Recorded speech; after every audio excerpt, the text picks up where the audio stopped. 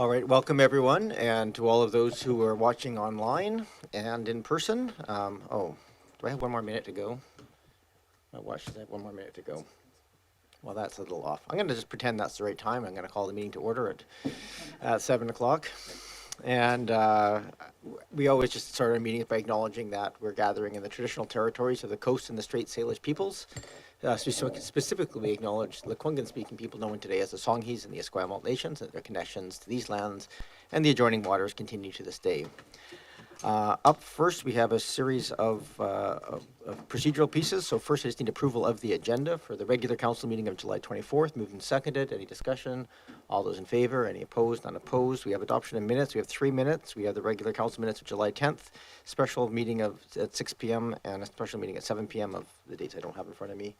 The 17th. Thank you. So moved and seconded. Are there any changes, corrections, or amendments to those minutes?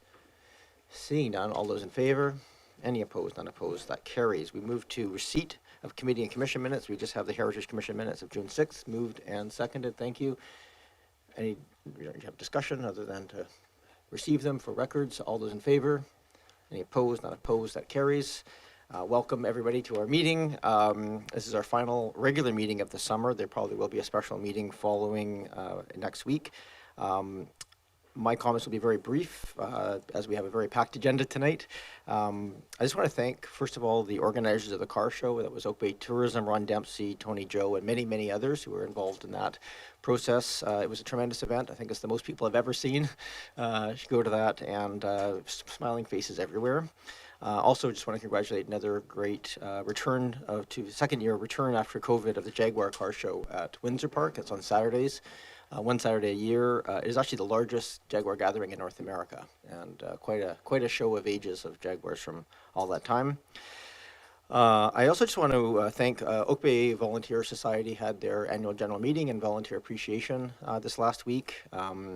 Just amazing the number of people there with over 40 years of volunteering inside the community, and what a difference that organization and other volunteers make. So I really appreciated that recognition. I just want to point out that there was a Governor General Sovereign's Medal for volunteers given this year to Ron Nicholson, who's a volunteer at Oak Bay Volunteers. That's both for his incredible volunteerism, but also he's been a real trailblazer for raising the profile of Black history in BC and in Canada. And so his lifetime of work was recognized at that event as well. So I thought I would just acknowledge that because he really has done an amazing amount for all of us. So, yes, we have a very large agenda tonight. So we're going to try and get through procedural pieces fairly quickly. And we have a little bit of it's difficult sometimes to move more efficiently because we have online streaming and so forth. So what I'm going to ask, a little bit of a departure from our usual process, is just, we have sections 5 I'm in right now, section 6, section 7, section 8. I'm going to ask and invite people who wish to speak to any items on the agenda in that section to come and talk to us about that, any of those. If you miss it for any reason, you can always stick up your hand online or in person. But I'm trying to just get to the point where we have public participation consolidated, and that allows us to be a bit more efficient with our procedure and the meeting. So I'll call for that at the beginning of every section, and by all means, we'll go there. From our perspective, obviously, we just have to keep our focus on the prize and try and get to ask questions and make comments that get us closer to decision making, which is not always easy, but we'll do our very best here tonight to be efficient. Our first area of business, however, as we start our meetings, is our public comment and question period. So this is not comments on things that are on the agenda, which we will have time for, but of things of general interest to the community that are not on the agenda, but are of import to Oak Bay. And I would invite anybody either online or in person to come forward. Procedurally, we have up to 30 minutes in the agenda to do that. Each speaker is allowed up to 3 minutes procedurally. So I will call. So we have a hand up in the audience. Why don't you come forward? We have everybody will get a chance. So no fighting about who gets to go first. A very Canadian fight there as to who. No, after you. Please sit down, state your name, municipality of residence, and then you have up to 3 minutes to address council.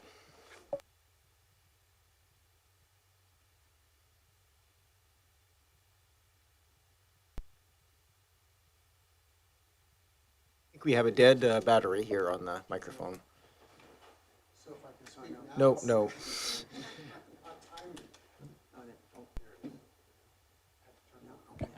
Wonderful. Good evening, Oak Bay Council. Thank you for the opportunity for me to speak to you and address you on a matter of significant concern and interest to all the merchants in the Oak Bay Village. I represent the Oak Bay BIA, the businesses. I come concerning our ability to access parking. I'd like to begin by saying... Can you just state your name for the record so we have yes. that? Name and where I live is Martin Cownden, and I live in Saanich, Thank you, Mr. Cownden. and dream of coming back to Oak Bay. I'd like to speak to the unique and beautiful nature of our community, this village. There aren't many villages to go to, and we have a beautiful setting here, as many of you witnessed with the car show, with the markets that we have, and all the events that go on in our community throughout the year. The merchants in this community need parking. It's not exclusive of cyclists or people with mobility issues or people of various modes of transportation. We need parking to sustain our commerce and our business. Please help us stay in business. Many businesses are teetering. Other businesses are carrying the load of parking, using our parking lot, my parking lot, so that other people's customers and clients can go, there's not enough parking. So that isn't really what I wanted to start. I'm going to request that you revisit the motion you passed on July 10th, 2023. I have some quick thoughts and I'm going to run by them. Stop me if it's too fast. The excellent staff from Oak Bay made a recommendation that the bollards on Oak Bay, in Oak Bay be removed. I would ask that you revisit your motion that defeated that and ask that you consider removing 35 bollards from Wilmot to Mitchell. There's just 35 on the north side of the street. Steve recommended it would take about $2,000 to remove the existing ones on Crescent, bottom down by York Place, and others. I suspect it wouldn't take $1,000 to remove 35 of those bollards and free up that parking. It's itemized in his presentation. I was going to go through it, but I don't think I have time. I just want to emphasize his analysis. It was excellent. The widening of the sidewalks in Oak Bay Avenue have been well received, but they were always intended as a temporary installation, always. The temporary bollards have now been in place for 3 years, and many of them are damaged and from being driven over. So the initial expanded sidewalks, please expand the sidewalks, but make them permanent and don't take away the parking to do so. I wish to thank you for all that you do in our community, and I know it's not easy. So I suggest that, if I may be so bold as to suggest, that you reconsider that motion, exclude Crescent. I think it's a unique little pocket. Exclude Crescent bollards. Exclude the bollards down by York Place. I know that spot beside the telephone pole is probably 24 to 36 inches wide. Mr. Martin, I'm It's just going to tiny. ask you to wrap it up. That was just Please reconsider the motion. Thank I you. could go on. May I say one last thing? I regret that I wasn't able to debate the points that were brought forward last time. I know it's not protocol. Thank you for hearing me again. Thank you very much, Mr. Cownden. Next speaker, please. Yeah, please come forward. So you saw the process, just your name and municipality of residence, or if it's a business, you can just name the business, and then you have 3 minutes. Push the button in front, yep. All right, so hi everyone. Thank you for having me. First time, so I'm a little nervous, bear with me. So my name is Kushal Vipani. Municipality of residence is Oak Bay, and the topic of my remarks is two, and they are both connected, which is parking on Oak Bay Avenue. I'll attend to the first one. Temporary COVID sidewalks and the parking. Lack of parking also. So I'm the manager of Bosley's on Oak Bay Avenue. And many of those temporary COVID-19 blockers is where our customers used to park their cars. Now, there is lack of parking for our customers. We lose customers due to less parking. Customers are also, our store is locally owned and operated, it's a franchise. Customers are leaving our franchise and going to other franchisees, as an example, Shelburne. Bosley's on Shelburne, they have a huge parking lot where people are going, and we can confirm this by our POS, our customer management system. Where, as an example, our store number 1234, as an example, if you are shopping here this Sunday and next Sunday you go and shop at store number 1235, we can tell on our system that, okay, we lost one particular customer. And if that happens repetitive number of times, and if we have the same product that you've been buying, we have to question ourselves, well, why did we lose this customer? And if you go outside and check, and you can tell that the parking lots are full, but how many customers do I have in the store? Not even one. So anyway, point made on that part. We also have large food bags, large litter bags. An average large food dog bag is approximately 40 pounds. That's around 25 kilos. It's a very heavy bag. Today, I personally offloaded 4 pallets of such heavy products. So it is heavy. You can imagine Oak Bay having a lot of senior citizens. Everyone wants to buy the big dog bag and the cat bag foods, but they don't really have the energy or the body stamina, I suppose, to take the bags to their car. So we have to, many times when the customer buy those bags, do a carry out service to these customers' car in the neighborhood parking lots, which is also more evidence to show that our customers who are shopping at our store do not and cannot park in our own lot. Moving on from there, so please remove the COVID-19 temporary parking blockers and reconsider 10 July proposal regarding COVID-19 temporary blockers, bollards, which were only temporary. Okay, now the car show. The car show, before this, I think last 2 years car show wasn't happening, but before, when it used to happen, the Wilmot Street and the Hampshire Street, as far as I remember, were not blocked, and our customers used to be able to access the back alleys, drive the back alleys, and still come and enter our parking lot via Wilmot Street. This time, which is yesterday, and I have a picture on it in my phone, I'd love to show you, but anyway, long story short, they were not able to access our parking lot. Guess how much revenue we did yesterday?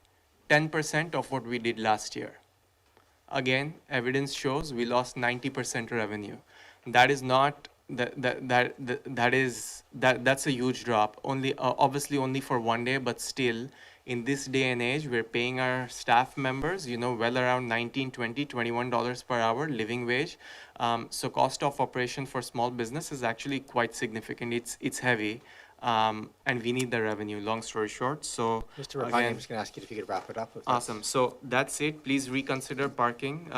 10 July proposal regarding remove COVID-19 blockers. Please remove them. Thank you. Thank you. And as for the car show, I think we can have someone who's connected to the tourism committee pass back on that feedback, because there's always some things that happen in any of those events that don't meet all the needs, so it'll be a lesson learned. There was new organizers this year, and I'm sure they'll take that feedback well. Thank you. I appreciate the time. Thank you. God bless you. Thank you.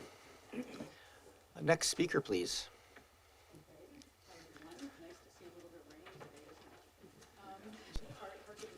Microphone.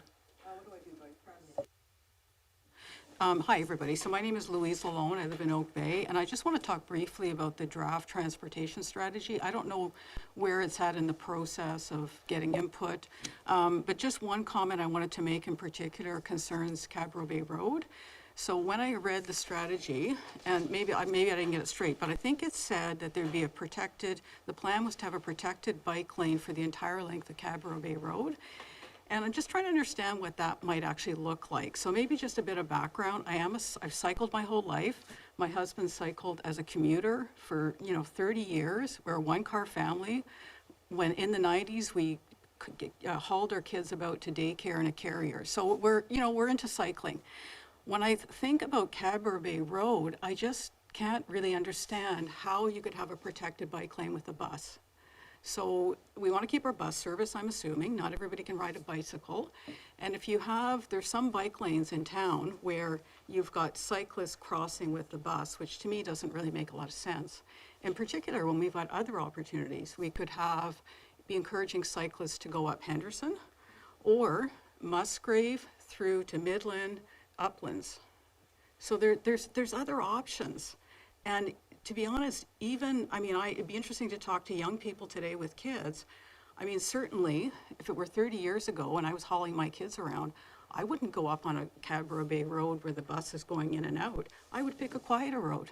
So anyway, I don't know where that strategy is in the process, but I just hope that there's a chance to think about it, because we could end up spending a lot of money for something that maybe really isn't that effective from a safety perspective. I'll try and by the way, that is on the agenda, so we should probably be talking about it in that Okay. portion, I but that's wasn't- okay, I it's wasn't fine. clear if where You it were was essentially and then- asking a question, so Okay. I'll basically answer the question. So the strategic active transportation strategy, which has now been revised and is coming Right. back to council for sort of adoption and moving it forward.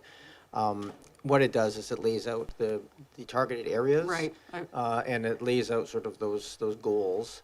The detailed design's still to come, and those detailed designs are going to have a community consultation process attached to it, so that both of those are coming back to us as to what they are. They will include, for all of them, by default, an AAA and all ages and abilities Right. design, but with the recognition that sometimes that's not cost-effective or not possible in some areas, but they will all include that as an option, but ultimately council will have to make that decision on Yeah. every corridor. And hopefully, if, let's say for the sake of argument on Cadborough Bay, we end up with a semi-protected bike lane, let's not call it a protected bike lane because it's not. Thank you. So that's my request. Thank you. Thank you. And we should talk to these things as on the agenda where they are, if we can if possible, but it's fine in this case. I'd rather just deal with it and move along than try and reset things over and over again. Yeah, do you wish to come forward? Yes, please. Thank you for. And if anybody is My online. name is Tony Tucker, Hold on and a second. I. If anybody's online and wishes to speak, this is probably your last opportunity to raise your hand and indicate, and then we'll move on to the next items on the agenda. So go ahead, Mr. Tucker. Yeah, Tony Tucker. I own PharmaSave, and parking is the issue that I bring forward, and I'm asking to reconsider the motion made on July 10th about keeping all the bollards up. I'm asking for some to be removed, and that would be from the north side of Oak Bay Avenue here up to Mitchell Street. The reason here is my parking lot has never been more stressed in the last 2 years. I've never seen any kind of, the kind of filled parking lot that I've never seen before. And I think it's with COVID behind us, we're vaccinated, the social distancing, the pre-pandemic traffic levels are back up, and everyone seems to be using my lot. I've never told anyone, but everyone is using that lot for everything. So they can come here and conduct business here, Starbucks and all around. I've really noticed that with those bollards and a few of the all sorts of other things, issues in this village, it's really, really put a stress on my parking. And that doesn't come at a cheap cost. It's very expensive. So basically, I'm subsidizing public parking. So I'm asking council to just revisit or maybe even think about the decision to not take the bollards down and create a little bit more parking space until we come up with a future plan. I think that there's enough room for everybody to be happy as far as cycling, walking, or parking. You know, it's very important for business, so it's one of the most important things for our businesses in the village. So anyway, that's what I came here to ask you tonight to reconsider, and that's it. I think it's under 3 minutes, right? Thank you very much. Thank you. For those, just for clarity of everybody, the term reconsideration is a technical term for us, so if there is a reconsideration, it's made by people who have voted in the majority and have changed their mind. So that's the procedural piece of it. Mayor has that option as well, but wouldn't normally use it unless there's an indication that things would change or there's new information that came forward. So, but thank you, and then thank you. It is an appropriate use of the term. I just wanted, for people who aren't familiar, that is actually a technical term for procedurally what we do. All right, are there any other members of the public who wish to address council on items that are not on the agenda tonight? Not seeing any. I'm going to close off section 6 then. I'm happy to invite members of the public to address us on the item 7.1, which is the active transportation strategy refresh. For procedurally here, perhaps I'll get staff to introduce. This has come from committee of the whole. We took public input at that point. So this is more of a council receiving our own recommendation, and nothing gets actioned until this body actually makes that decision. So that's kind of procedurally where we're at with this item, but probably worthwhile. Do we have a member of staff? Mr. Robertson, are we introducing it, or are we just taking the recommendation from the committee of the whole since we've already discussed it? Go ahead, Mr. Robertson. Yes, we're just taking the recommendations from committee of the whole tonight. And thank you for being here to answer any questions. So the recommendations that are listed in the agenda are the ones that came out of the out of the committee of the whole. I do invite anybody who wishes to talk to council at this point. You can do so. There may be some other items that come in terms of comments or changes that may arise, but any other discussion on the active transportation strategy refresh in front of us here? I'm just going to take comments from the public first. Okay, I will turn to the table to see if somebody wishes to move the recommendation of the committee of the whole. Oh, okay, so we can do questions first if that's people's desire. Go ahead, Councillor Patterson, and then Councillor Appleton. You had a... Yes, thank you, Mayor. And, you know, the way this keeps being presented now, I think it makes it more of a divisive issue because it's active transportation, but we're really talking about bike lanes in this piece of it. So I wanted to know when we merge the bike lanes and the pedestrian access routes all into the active transportation, what department has ownership of this, and what the key performance measures might be for the entire program. Mr. Robertson?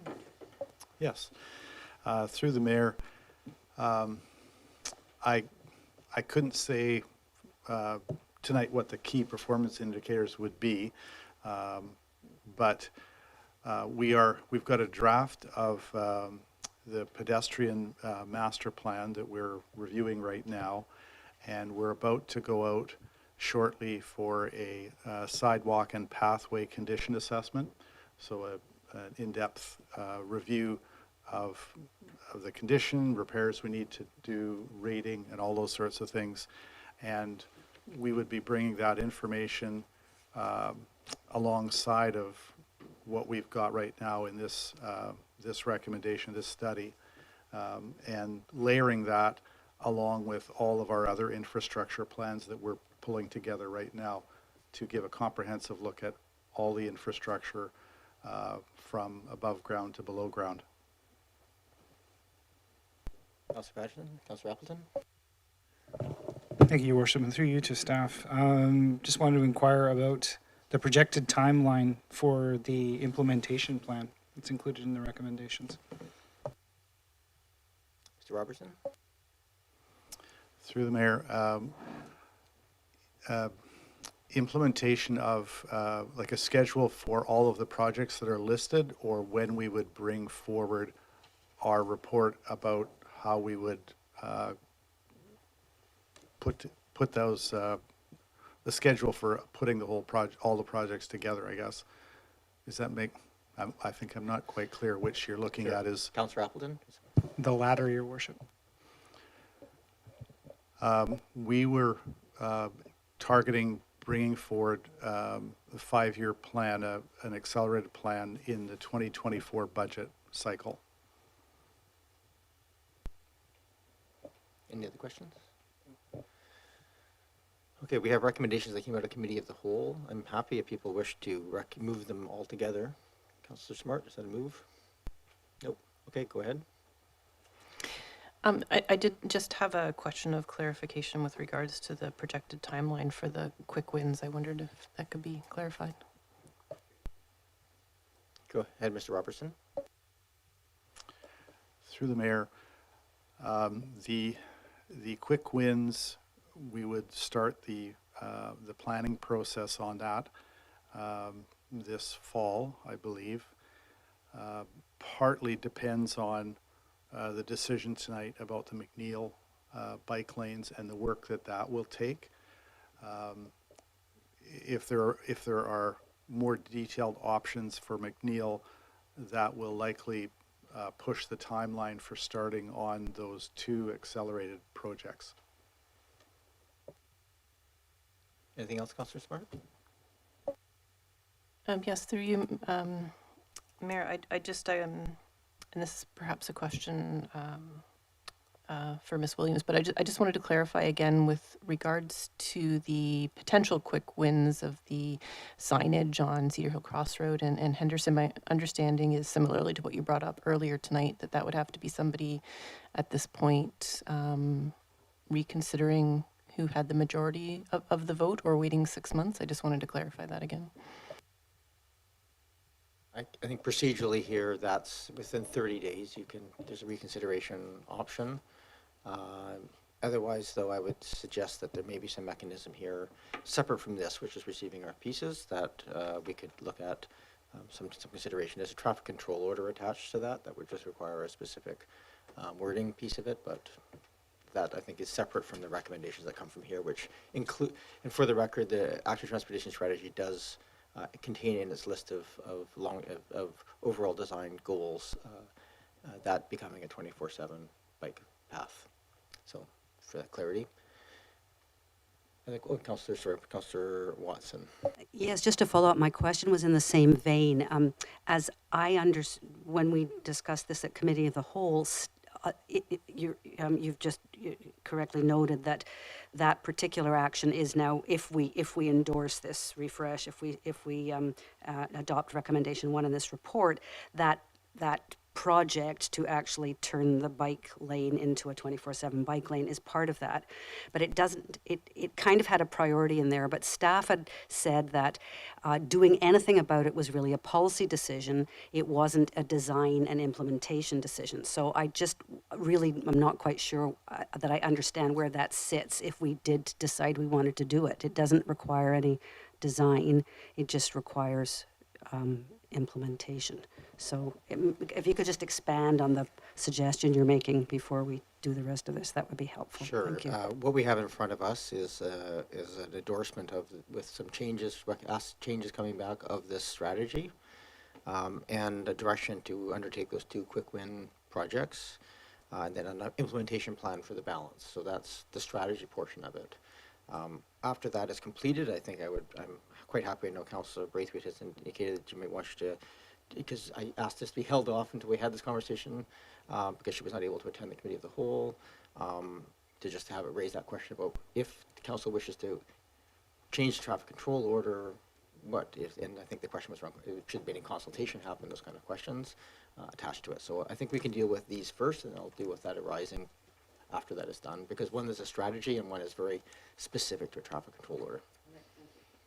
But I think it probably would not be appropriate to raise the changing of a traffic control order if this strategy wasn't adopted. I'd probably put it that way, is probably the.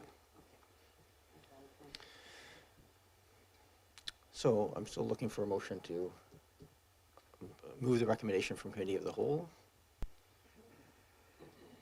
So moved by Councillor Watson, seconded by Councillor Patterson. Thank you. I'm not sure why there's all the hesitation. We made the recommendation to ourselves unanimously. I'm trying to get another sense here of what's if there's concerns about the recommendations here. So I think at this point, if there's any changes or corrections that people wish to make on the strategy, this is the chance to raise those points. Otherwise, I'll call the question on this portion. Go ahead, Councillor Appleton, and then I see your hand, Councillor Green. Thank you, Your Worship. Just following up on a topic that was raised at the Committee of the Whole meeting, I would still, given what I've heard about timelines for the overall implementation plan, as I brought up at Committee of the Whole, I'd still like to see the Cadboro Bay protected lane go ahead. And so I know that this was discussed at the Committee of the Whole, but I would like your direction as to whether or not it's in order to put potentially a motion arising regarding a detailed design for the Cadboro Bay bike lane specifically coming out of this, in addition to what's presented here. So at the end of the day, a motion was made at Committee of the Whole for that piece, and we had a long discussion on it. If you think there's new information or changes that you think you could argue it, I have no issue with any motions or in order. I think they form part of this recommendation. I'm happy to take this, and then we can, if you wish to add that as a potential add-on. I think the feedback we got from staff was there's just no mechanism by which that is a quick win. It takes a fair bit of detailed design, and it's already in the work plan, but if you feel that's insufficient, then I suppose you can, maybe if you have some suggested wording for that, we can certainly take it. I'll let you either decide, we can either deal with what's in front of us now, and then you can do that as an additional piece, but maybe, okay. So, movement seconded. Oh, sorry, Councillor Green, and then Councillor Braithwaite. Yeah, I was just going to make a comment, and the comment is this, that I think I sense some hesitation or some anxiety about this plan, not because it isn't a good plan, but we've been getting a lot of feedback in the last couple of weeks about the active transportation issue in Oak Bay, and I think some of us we are conflicted, at least I'm conflicted on some of it, because people like one of our, a member of the public, is it Louis? Thank you, appears tonight, is very supportive of cycling, as I am, but has some concerns about the implications or the unintended consequences of barriers on the roadway. So if that's what you're sensing, I can speak for myself that I am totally in support of active transportation. I'm just also wanting to ensure that it's inclusive of not just cycling, but the pedestrian issues that Councillor Patterson has raised a number of times and others. So that's all. But that doesn't mean I don't support it. Thank you, Councillor Green. Councillor Braithwaite. Thank you, Mayor, and thank you for allowing me to speak to especially the Henderson part of this. And my apologies for not being at the meeting last week. I was incapacitated.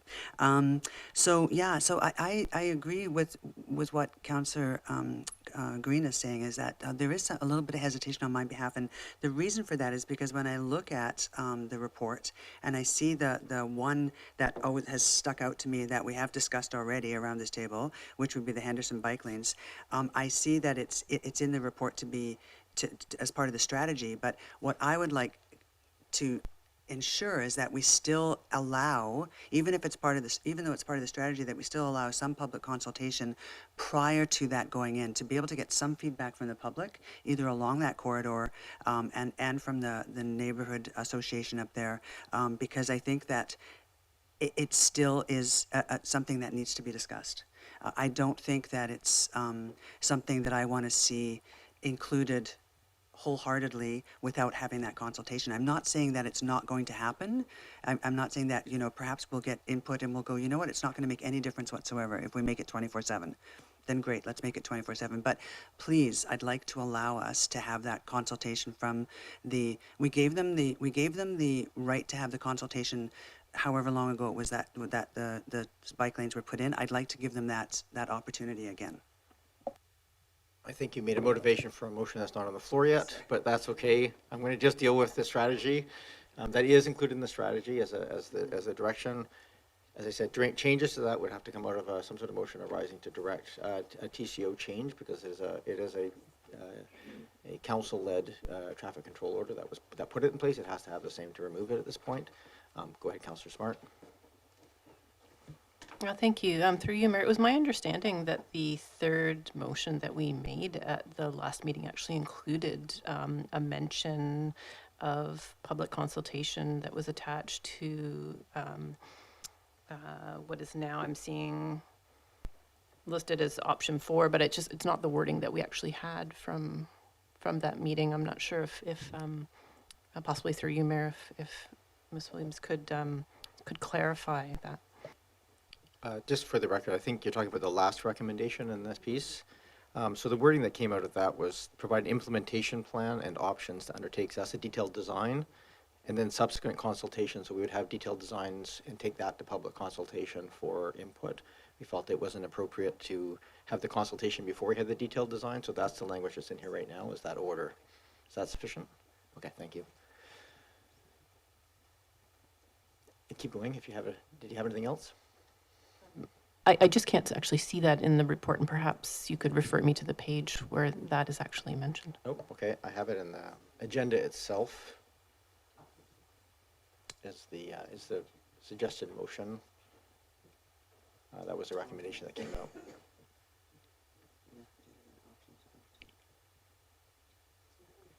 So under 7.1 in the agenda, the recommendations that came out of the committee of the whole were be endorsed as amended as follows: AAA design, end of trip facilities and maze gates review, and then proceed with the other two bikeways, and that the implementation plan and subsequent consultation be done. So that's the motion I'm looking for. That's what I took as the mover and seconder, having that on the floor. Yeah, go ahead, Councillor Braithwaite. Thank you for seeking that clarification. We definitely wouldn't want to be voting on different motions. Go ahead, Councillor So Braithwaite. just to clarify then, that would include then my concern as to having public input and consultation prior to any changes being made on Henderson, on the Henderson bike lanes. Is that correct? So my reading of this, and please correct me if I'm wrong, the strategy outlines the goal of getting to there. Right. And that's what the motion is in front of us. Because it's a traffic control order, it has to come from council, and council could direct any public consultation when we make that change. But it would be a majority decision of council, there's no sort of nothing written into this that would require it. The other changes in here that require detailed design will have some sort of public consultation. What that is will come back to council for consideration. Do I have that right, Mr. Robertson? Okay, thank you. Go ahead. So a motion at the correct time would be good. Yes. Okay. Yes, but I think we'll deal with the recommendation of the committee as the whole, which is related to the strategy first, which is what's on the floor. Councillor Appleton? Thank you, Your Worship. And just to respond to previous comments, if in terms of hesitancy about the existing recommendations, the recommendations that have been put forward, the hesitancy on my part is not about any of the content whatsoever, but in fact that it does not go far enough. We have had ample correspondence and ample communication that people, that our residents are expecting us to move in a directed fashion on active transportation. So the hesitancy here is that significant components that are laid out in the 2023 plan that will make very designated and very important routes significantly safer, like the Cadborough Bay bike lane, are not currently in these recommendations. So if there is a hesitancy on my part, is that we're not moving fast enough and in a more directed fashion. Thank you, Your Worship. Thank you, Councillor Appleton. Any other discussion on the motion to the recommendation that came out of committee of the whole? So I'll call the question. All those in favor? Any opposed? None opposed. That carries. And Councillor Braithwaite, you were the one. Did you wish to raise the issue of TCOs, of the TCO? Yeah, I'm not quite sure exactly how to word something like this, so I'm going to look for some direction. I would like to make a motion that we look to gather public input from the residents along the Henderson bike lane corridor, as well as the North Henderson Residents Association, in regards to changing the bike lanes to a 24/7, to the hours of 24/7, something like that. Is that? I'm just, generally speaking, I don't want to do consultation on something that is not something sort of specific for them to talk to. So would you like that, like to request that the TCO come back, but prior to that we seek input from neighbors before it comes back, or is that? Yeah, sure, that would work. So the traffic control order comes back to council with, to be able to gather public input?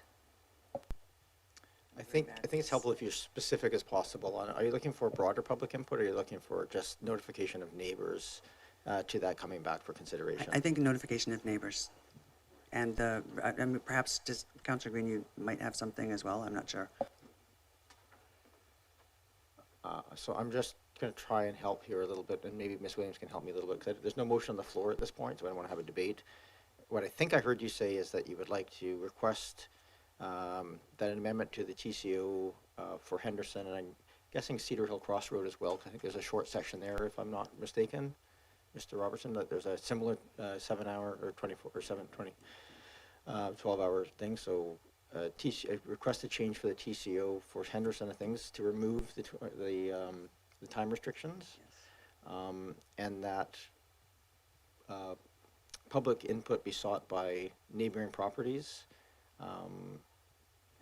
So that feedback can come back to to that consideration of that TCO. When that, the earliest that TCO could come back here, just so we're all clear about what that would look like. Thank you, Your Worship, and through you, through you to council. We'll have to come back to a council meeting, so the earliest we would be looking at would be September the 11th, but we would want to make sure we've gotten notification out to the residents on those corridors in advance. So it's sort of a double-barreled ask that the TCO come back for removal, but you would like to see the consultation or input at least from the neighbors prior to that coming back to council. Okay. Does that make sense?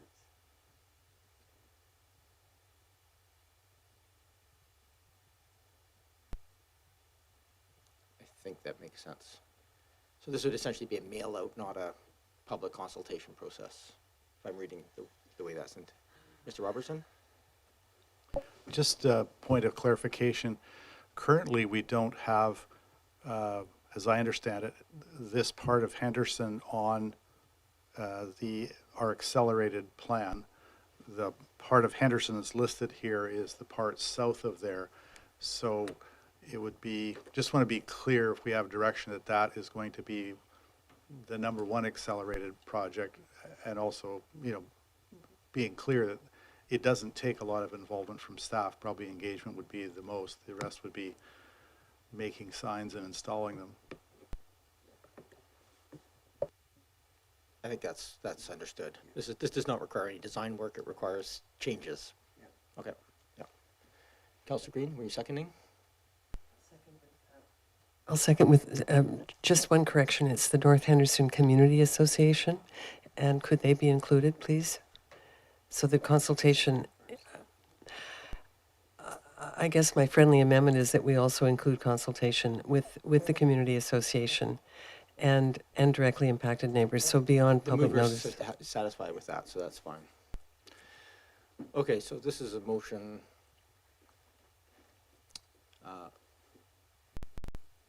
If this motion passes, just for my clarification, will the notification essentially go out in short order so that that feedback can come back to us in sort of the September timeframe? Ms. Williams? Your Worship, staff would have to determine which meeting they were able to get that to, and then from there we would work back and ensure that notification was provided to the adjacent residences that are adjacent to those specific bike lanes. At this time, we're not positive when that'll be. It's going to depend on capacity. Thank you. Go ahead, Councillor Braithwaite. Just to clarify, though, that this as has been pointed out by staff, this is not part of the fast track portion of this strategy. So this actually could come back in the fall. I mean, this might not have been done until the fall. So it could actually come back in the fall, realistically, right? Okay, thank you. I think we're looking at the fall at this point if this motion passes. Is there discussion on this motion? Councillor Patterson, Councillor Smart? Yes, thank you, Mayor. I appreciate the intent of what has been brought forward on this, but when I was reading what is before us, the further recommendation is that the staff provide an implementation plan and options to undertake subsequent consultation for the implementation of the active transportation plan. So I was making an assumption in reading that there was going to be consultation, which would involve people within that area. So is this for clarification on that, or is this last piece in fact different than what I had thought initially? Because I thought staff were going to bring back options. We would look at them and give council input into what was presented to us at that time. No, I think you probably reasonably captured that. I think, Mr. Robertson, you can answer. My take of this is that most of those things on there require detailed design, and that detailed design is coming for consultation, where council can direct consultation appropriate, because the details aren't settled. But, Mr. Robertson, I think in this case, this is not a detailed design situation. We wouldn't consult on the detailed design in this situation. It's a timing consideration. But I'll let you. It's a timing and just staff resources to be able to conduct the consultation. I had assumed that this was one of the list of projects that we would be coming back in the 2024 budget with information about, and then would get direction at that point as to where it fit in priorities with all the other projects. But obviously, that's, you know, you can you can direct us otherwise.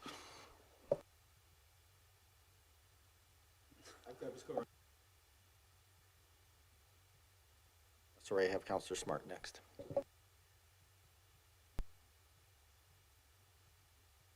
Go ahead, Councillor Smart, then Councillor Watson. I had a question. I'm just wondering if it's more of a comment now, but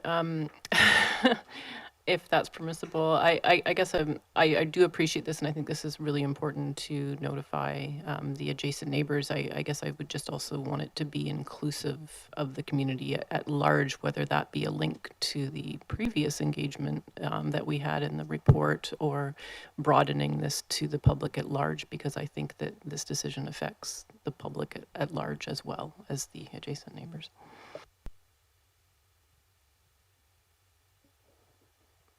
I guess at the end of the day, that would depend on the direction given from this table. What the motion says right now is the formal request for input would go out with letters to neighbors and to the neighborhood association. That would not preclude anybody else from submitting feedback to us. And Councillor Braithwaite, I'll let you respond. Yeah, I mean, after hearing what staff have said, then this might make this not necessary. If what I hear you saying is that this is going to come back in the 2024 budget, and that time we'll be having public consultation around what we were considering doing, then I don't know if we need this motion. So I would be willing to take it off the table if that's the case. So, okay. Is that the case, Mr. Robertson? I'm not sure I entirely understood the question. As part of bringing back the 5-year plan that we were asked to bring back in 2024, this is one of all of the projects in there that we would come back with information about. And at that point, our expectation is that council would direct us as to which priorities, other than the 2 that have already been identified as quick wins, prioritizing the rest of the list. And then we would have budget information, high class, costing at that point, estimates, to be able to go along with that, so you could see what they would cost and time frame. Public consultation would be included in that. The consultation at that time would be, I guess, part of the budget discussions that happen at that time.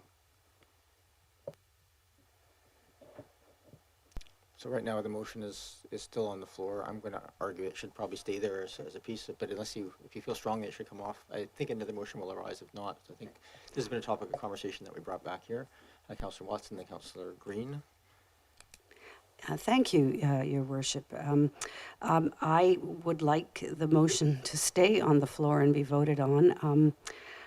When staff presented the plan, they articulated that this particular thing was not a quick win, even though it is a quick win, because it did not require any design or engagement with the public. It was a traffic order that could be changed, and it was a very small and easy thing to do.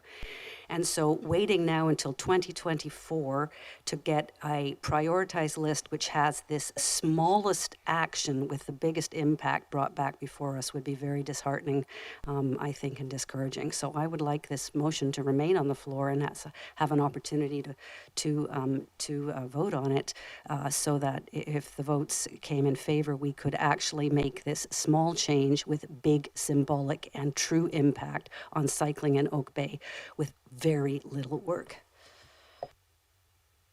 Thank you. I think everybody's had a chance to speak. I'm going to just speak to the...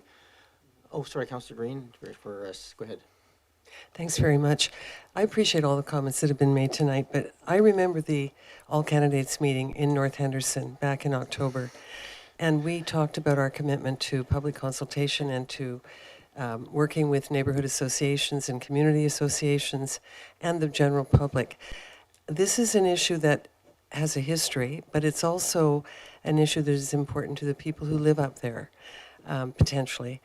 And I know that there is a history with the North Henderson area about feeling somewhat left out at times when major decisions are made in South Oak Bay, where we have our municipal hall. And so there has been that tension over the years, and I'm aware of that. I think out of courtesy and out of respect, that we really owe it to the residents in that area and to the community association to at least let them know that these changes are being contemplated and to ask for some input, because I honestly don't know how many of them feel. I know how the commuting cyclist body feels, but I don't know how many of the residents and the community association, I don't know what their position is on this. And this is a major change for them, for the people living on that street. I don't live on that street, so the change will not affect me, but it will affect those people living on the Henderson corridor and potentially other neighborhoods nearby. So I would really like us to take some time and consult before we make the change, that's all. I agree that I don't think Councillor Watson anticipated a delay in this decision to 2024. I understand that concern. So I guess I'm hoping that we could do a consultation, fairly expeditiously on this issue so that there isn't a long delay. Thank you. Go ahead, Councillor Appleton, and I'll speak, and then back to you, Councillor Watson, or Smart, and I do want to get to the question for these. Rapidly, go ahead, Councillor Appleton. Thank you, Worship. As to the motion on the floor, I can't support the motion as it's currently worded, although I do 100% agree with getting this consultation done as quickly as possible so that we can resolve the issue in due course. With the current restriction to who is included in terms of consultation, this is a broader community topic. This does affect folks who are using that corridor as an active transportation corridor to get back and forth from the campus. So with the current restriction to who's going to be informed, I can't support it. Thank you. I'm going to speak, and then I'll go to second-time speakers. I will support the motion. I didn't support the change last time. I thought that the design came out of a community consultation process, and I felt it needed to have at least the courtesy of some process attached to it. I also felt with the strategy that we were about to consider in terms of active transportation that any changes should be made in consideration of that. We've had that consideration of the strategy. This change is maintained within that strategy and was endorsed by this body. I do think that is essentially the decision-making point. I still feel like there's consultation required. This is not a consultation of whether or not it's in our plan. We've adopted it. There may be some small minor points that might make this a little bit better. That at least gives them a chance to make changes to personal situations and so forth for parking if that's required. But it is moving forward. So I think this is a reasonable balance between the two. It doesn't preclude other broader consultation. We're not asking for broader consultation on whether or not we think bike lanes are good. We're just making sure that the neighbors make sure that we're making a pointed effort, given the history of this space, to make sure that they're aware. So I'm quite supportive of this. I think that the approach taken reflects both those realities, that those changes will happen. We're talking about a reasonably short amount of time before we get there, and this allows for just a courtesy essentially to the neighborhood, especially given that the TCO change will take at least another meeting or two to come back and make those changes. Traffic control order. I shouldn't use acronyms. So I think those are. So I'm quite supportive of this motion. I think it strikes a reasonable balance. Councillor Smart. Thank you. I just had a couple sort of clerical items on the motion. One, there's actually 2 traffic control orders, so we may need to make that plural. And it should be Cedar Hill Cross. And I will be supporting this motion even though I have reservations about the broader public input that I wish it included, but I will support it because I believe in keeping the timeline moving now that we are supportive of the plan itself. Go ahead, Councillor Patterson. Yes, thank you, Mayor, and I will also support this motion.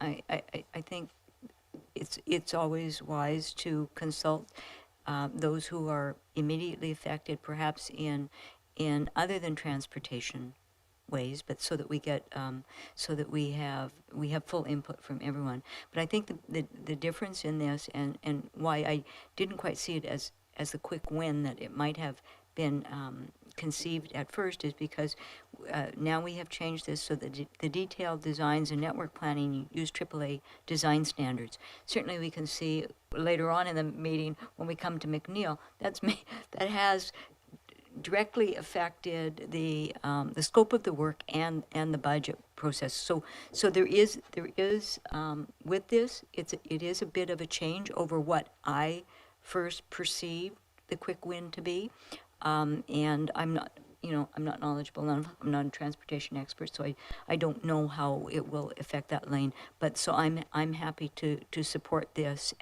once we have more knowledge of the full scope of what that will entail, the budget implications, and then from this we'll learn more of any other impacts that might affect the neighborhood that we're not aware of just through this design. So I'll support this motion. Thank you. I think I'm ready to call the question. Go ahead, Councillor Appleton. Move to amend the motion on the floor to remove the language neighboring properties of the North Henderson Community Association to the public.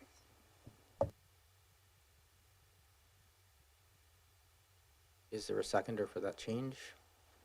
Councillor Smart, seconded. You can go ahead and motivate. Councillor Appleton.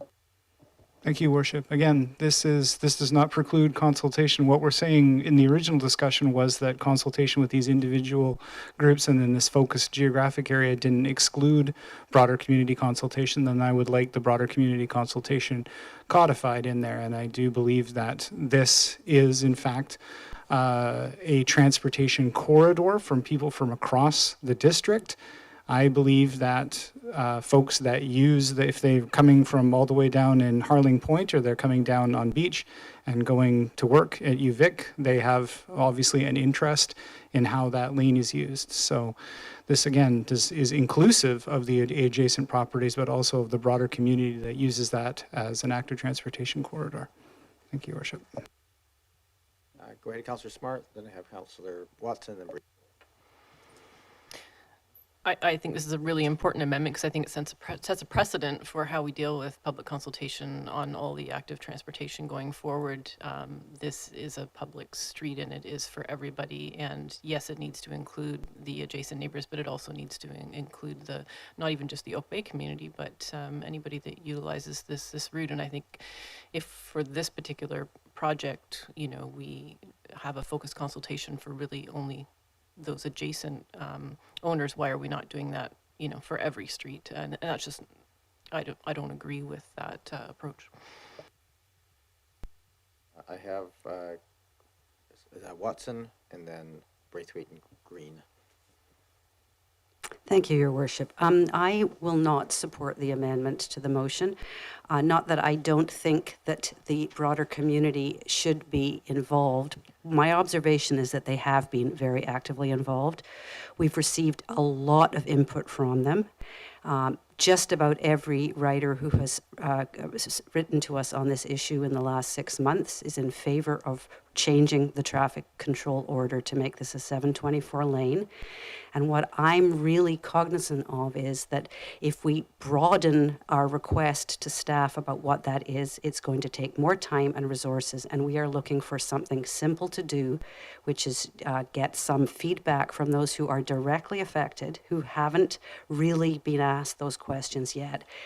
We will have an opportunity to hear again from that broader group who has already written to us in large numbers, because this will be subject to public input. So I think it distracts from the need to move quickly and efficiently to bring this back before Council for change. So while I support in general consultation on this, I think that has in effect already happened with respect to this issue, and we do not need to repeat it or ask staff to go to greater lengths than what's in the motion as originally before us. Thank you. I have Braithwaite then Green. Just to be succinct, I'll just say ditto Councillor Watson's comments. Councillor Green. Yes, I appreciate Councillor Watson's comments, but if you add the North Henderson Community Association, it has a purpose and a role in that area. That doesn't preclude the public. So if we could just add "and the Community Association," they're there for a reason. So, that wouldn't change the essence of what is being requested. Thank you. I'm just going to say that the motion that's there right now is just a general request so that the community association, everybody would be included in it.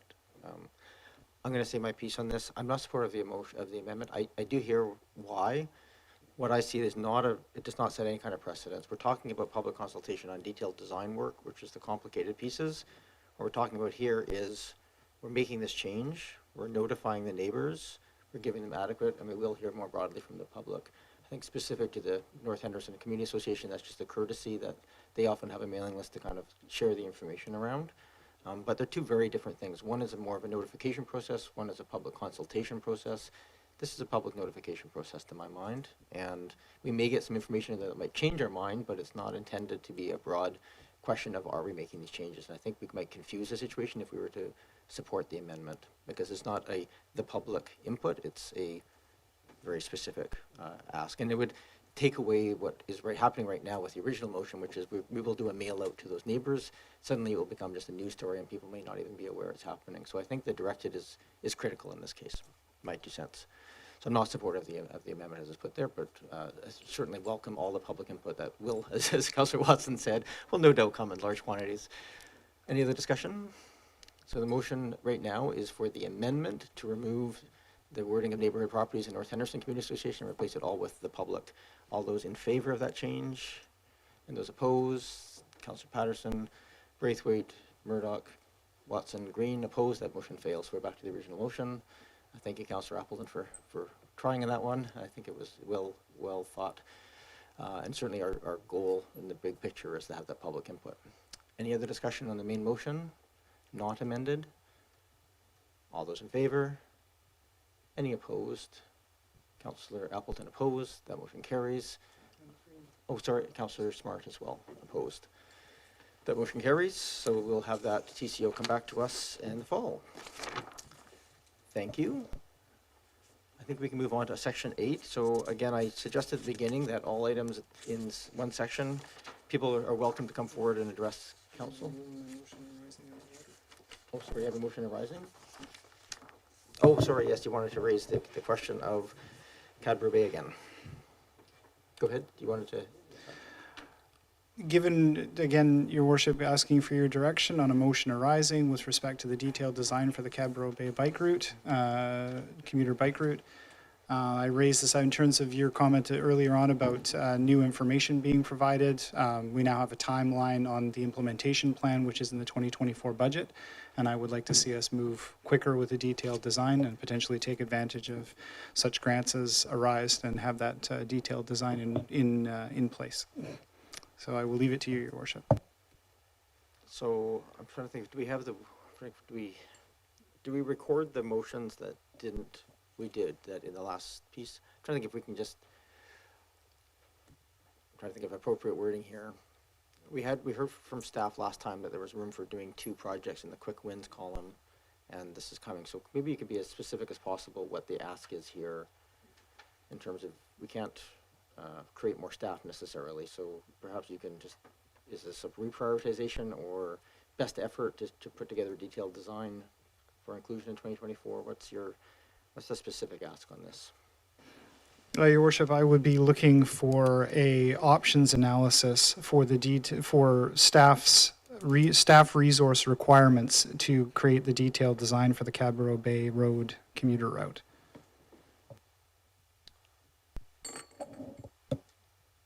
Okay. Mr. Robertson, I'm not sure where I to deal with this one to get an appropriate wording.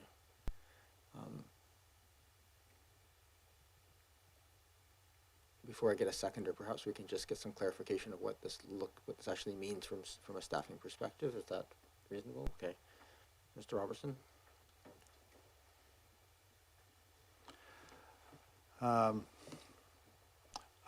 What I think we would have to have staff do is to look at what the issues are that would, and how much time they would take to resolve as far as existing infrastructure, frontages, existing, driveways, businesses, et cetera, et cetera. So I couldn't tell you what resources that would take, but we could take a look at and come back and say looking at a 30,000 foot fly past, what we believe it would take, what the issues are, what it would take to resolve those, to get us out to design. If that makes sense. Yeah, we had a long discussion on this as a potential option at the committee of the whole, but so are you happy with the wording, and I can see if there's a seconder? Just to clarify, Your Worship, again, this is what I'm focusing on here is the options analysis. So not the design itself or necessarily any of the specific technical aspects of the design itself, but as was identified at the committee of the whole meeting, that this is a larger project, not a quick win, but a larger project with a lot of potential components to it. So I recognize that staff may need to prepare an options analysis for the staff resourcing required to even get ready for a detailed design. So what I'm looking for here is potentially for staff, just as it would be if we want to treat it as a new initiative, the new initiative would be the preparation of the detailed design. Then what we're looking for here is an analysis of the resources required to take that step. Okay, thank you. So you're happy with the wording that's there then, to try and achieve those goals? Okay, is there a seconder? Okay, moved and seconded. I think you've run any additional motivation here, Councillor Appleton? Go ahead, seconder, and then. Yeah, this is really interesting because I think that it could be a very important part of the transportation network, especially because it goes right by Willow School. So I'm going to support this just to come back with the options analysis. It doesn't mean that we're going to be going ahead with anything right away. But my question would be, would that come back next year?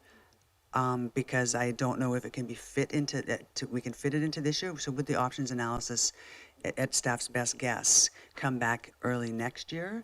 Or do you have any idea of what a time frame would be on that? Mr. Robertson, I might broaden that question as well to, we have referred as well to ask that staff provide an implementation plan for these with a prioritization. So just perhaps you can provide that in your mind at this point, if this passes, what that changes in terms of the implementation plan. Does it preclude it? Does it just add to it? Does it set this as a higher priority within that plan? That might be a bit helpful for us to understand what the ramifications are.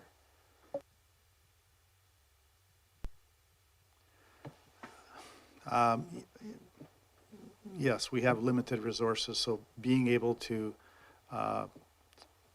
spend the time on this will delay the other, and we have a big push on right now to get the Uplands project ready to tender, and it's taking a lot of resources to do that. I think once we hit the point of having that out the door and awarded, we have a little more capacity if the project runs smoothly. And also knowing, depending tonight's decision, what we're doing with McNeil. I don't want to create expectations that we can have this back here, in September. So it's a little hard to say exactly when we would be able to get that kind of a look, given the other projects that we're preparing, and also the recruitment that we're also in the middle of right now as well. Thank you. Councillor Smart? And Patterson? I no longer have a question, thanks. No worries. Councillor Patterson, Watson Green? Yeah, thank you, Mayor. I will not be supporting this motion, not because I disagree with it conceptually, but because I think what we are doing is getting into priority setting in advance of the priorities setting sessions, and we are recruiting staff, and we have our staff working on many projects right now that were set during our last priority session and our budget session. And I feel strongly that that this is something that could be then referred to the next priorities session, and we look at it in the overall context of active transportation in its totality, because hopefully the other part of it, the pedestrian section, will be there too. But we are, in doing this and bringing all of these things forward now, we're really getting into priorities setting in advance that will not leave us perhaps the wiggle room we need at the priorities setting time to make decisions when we are more informed about information.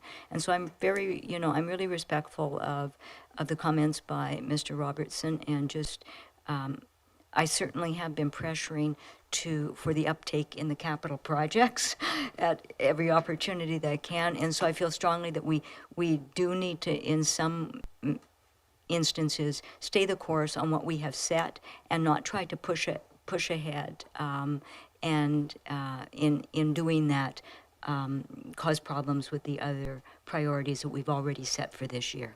So I won't be supporting this. Thank you, Councillor Patterson. Go ahead, Councillor Watson, Councillor Green. Thank you, Your Worship. And just following up on Councillor Patterson's comments, likewise, I will not be supporting the motion. I thank Councillor Appleton for bringing it forward. I understand his passion about this particular aspect of the overall plan. And I, too, look forward to a day when we actually have a plan for this stretch of our network. But we had a fulsome discussion about this at Committee of the Whole. And I am hearing loud and clear from staff, they're saying it gently but very clearly, that there's only so much capacity, and we picked our priorities, and we've already adopted that recommendation, which set them for the near and mid future. So adding another priority to that list does not help the existing two we've already agreed to. And as Councillor Patterson says, sort of gets ahead of ourselves in terms of making our decisions about the order of the rest of the plan. So just to say again, while I commend you for your passion around this project, I will not be supporting this motion. Thank you. Green? Thank you, and likewise, I will not be able to support the motion. I think we did talk about capacity at the last meeting. I think Mr. Rennick was pretty clear and honest with us that adding this project at this time would be very difficult, and we're stretching staff so thinly now, like a rubber band, something will snap. So I don't want any snaps. I really want our ability to deliver on the projects we've already identified, not hampered in any way, because ultimately, again, back to managing public expectations. And that was one of the biggest flaws of the 2011 Active Transportation Plan. It raised expectations across the community, and then we didn't deliver as a municipality until it was properly funded and now staffed. So I will not support the motion, but I do appreciate Councillor Appleton's commitment. Thank you, Councillor Green. My comments in this are, I do, and I think we heard loud and clear at the last meeting where we had this conversation, that Cadbury Bay corridor is a really critical one. It needs to be near the top of the list, if not the top of the list, in terms of its projects going forward. I got your Councillor Smart for a second time. And so I totally agree with that. In fact, in my notes at the last meeting at the Committee of the Whole, I was going to raise a motion to this. It got raised, we discussed it, and I was swayed by the argument that we can only do so much as staff. I noted in the recommendations that we've just passed, we've identified quick wins, we've identified to move forward as fast as we can with an implementation plan, including options for consultations that are appropriate. We also heard this has to be considered, all these things, frankly, and maybe we're a bit unique in this because we're maybe a bit more frank about our really scary financials and the cost that we have for infrastructure. We can't afford to do projects more than once. We do have to consider changes in our street side infrastructure in the context of what's going on. We can't build infrastructure, rip it up and put in pipes. We just can't do it. We can't afford it. And so we need to look at this in the context, and hearing that that's coming back, I think that may have some impact on this. I think it may actually move this one forward, honestly, but we'll just see what that looks like. So I don't support the motion. I totally support this being number one in the next tranche of things. Because I think it clearly needs to be done. You can't just keep making, 20 priorities, and I agree this is the next in line to my mind, but I can't support the motion, even though because what it's asking for is essentially what is coming within the context of all the projects, which is an implementation plan. So I think I want to see that implementation plan in the context of the other pieces. Thank you. Councillor Smart? Thank you. I will be supporting this motion. I really do hear around the table some very valid points for the capacity issues, and I have a lot of empathy for staff around the capacity issues, but I think that's exactly why this motion is so important, because it's asking for an analysis of the staffing requirements. And I think the elephant in the room with this whole active transportation strategy is and this upcoming implementation plan is how are we going to staff to get this work done. And I don't see that this motion particularly dictates that it has to come back in September. So I would like to leave staff with the direction that should time become available before the 2024 budget cycle, that this is something we would really love to see so that we know how to support in that budget cycle adequate staffing to get this important active transportation network built. Thank you for that. Motion is on the floor. Any other comments before I call the question? All those in favor and those opposed? I have Councillor Patterson, Green, Watson, and myself opposed. That motion fails. Are there any other motions arising out of this item? And I think staff heard loud and clear. That does not mean that that category is not a priority. Just that we recognize that the process underway is by some majority sufficient for us at the time being. Okay, I'm ready now to move on. Any other motions? Just checking around. Okay. Just note that we are, by my timing, about half an hour behind where I was hoping to be if we were trying to get through this with any chance of being on time. So we're just going to ask us to be as concise as possible. If there's anybody who wishes to speak to items 8.1 through 8.8, this is the second quarter budget report, grant and aid application for St. John's Ambulance, BCH Friendly Communities grant application, upland sewage separation, street lighting, McNeil Avenue traffic calming, covenant amendment for 2228 Oak Bay Avenue, which is the penny farthing, the Housing Accelerator Fund grant application for the CRD Water Supply Local Service Area Establishment Bylaw. I'm going to invite you to come up and speak to us now, so we can take your comments up front rather than have you wait for the whole evening to come up. So I think I had a registered speaker here, Mr. McNeil, for the penny farthing application. If you wish to speak to us on this, why don't you come forward now and you can address us, and then you are welcome to go and enjoy the rainy evening if you wish. You don't have to stick around. But this is for any items in Section 8. So anybody who's in Section 8 wishes to speak, we'll take those calls. I see one hand online as well. So go ahead. Thank you, Your Same Worship. process, name and municipality, and Sure. My name is Matt McNeil. I live in Rockland in Victoria, and I own the Penny Farthing Pub, along with my wife, who's behind me, Wendy. My request to you tonight is to expand our opening hours for the Penny Farthing Pub and the time that we're able to sell alcohol. When I got the letter from the staff about what they were requesting, it was never mentioned that when we're in our 23rd year open, so 24 years and change ago, these covenants were put in place. It was the way of the day. We had 65 seats when we opened. The rules obviously changed, the policies change, and we tried to change and keep pace with them. 12 years ago, when we opened Vis-a-Vis, we put the hours of operation in at 7 a.m. with the ability to sell alcohol at 9. And we've done so inside and out for 12 years. The reason that we're asking for the pub, it's really, I don't know that we will do it on a regular basis, that we have the demand for breakfast inside. Sometimes we do. But downtown we found when we sponsor these Liverpool clubs and Manchester and whatever, there's a lot of, football's a big deal, soccer here is a big deal.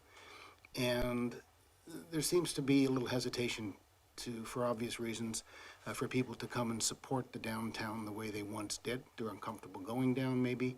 There's a myriad of reasons.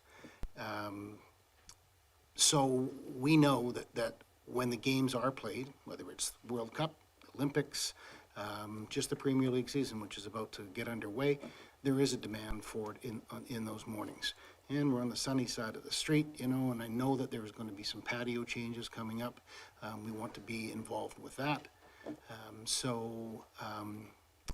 I think the request is reasonable, given that we've done it for a dozen years next door. And I think that, you know, everything needs to be, there's an appropriate response to every need that we have.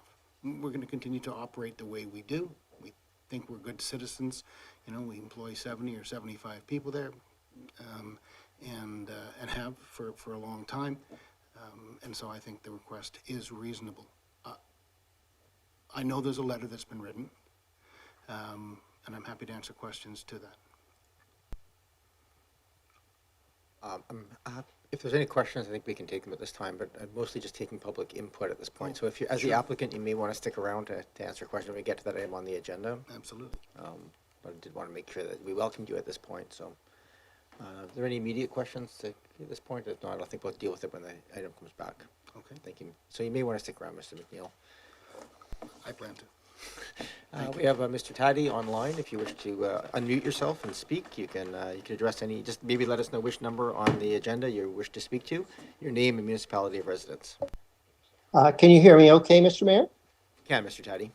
Yeah, thank you. With your indulgence, 8.5 and the McNeil comment, I'll be very quick. First of all, I want to thank council for the AAA default and addressing and staff addressing costs going forward. I think unfortunately it shows just how chronically underfunded we've been in this field. But going forward, hopefully in future budgets we can do something. Being a realist, I don't see council going for that on the McNeil section. I'm particularly concerned between the Victoria and Fell Bay Road. The 40-kilometer speed limit, if we do shared lanes, is really too fast. The traffic on Fell Bay is 30 kilometers. The traffic coming from Richardson is 30 kilometers an hour. If there's 4,000 cars a day on McNeil, there's more than 4,000 cars a day on Foul Bay Road. It's really a paperwork issue to, if we're going to go to option 1 and car and bike sharing those lanes and allow parking on one side, we really need to go to 30 kilometers an hour, and it's paperwork, it's not a lot of money, and it would be very consistent with what's happening on Foul Bay Road. So I just don't see the issue. I would like you to try and go that route because it would really make it a lot safer. It's very dangerous, that section. Thank you very much. Thank you very much, Mr. Taddy. Any other members of the public wish to address items in section 8? Yes, please come forward. And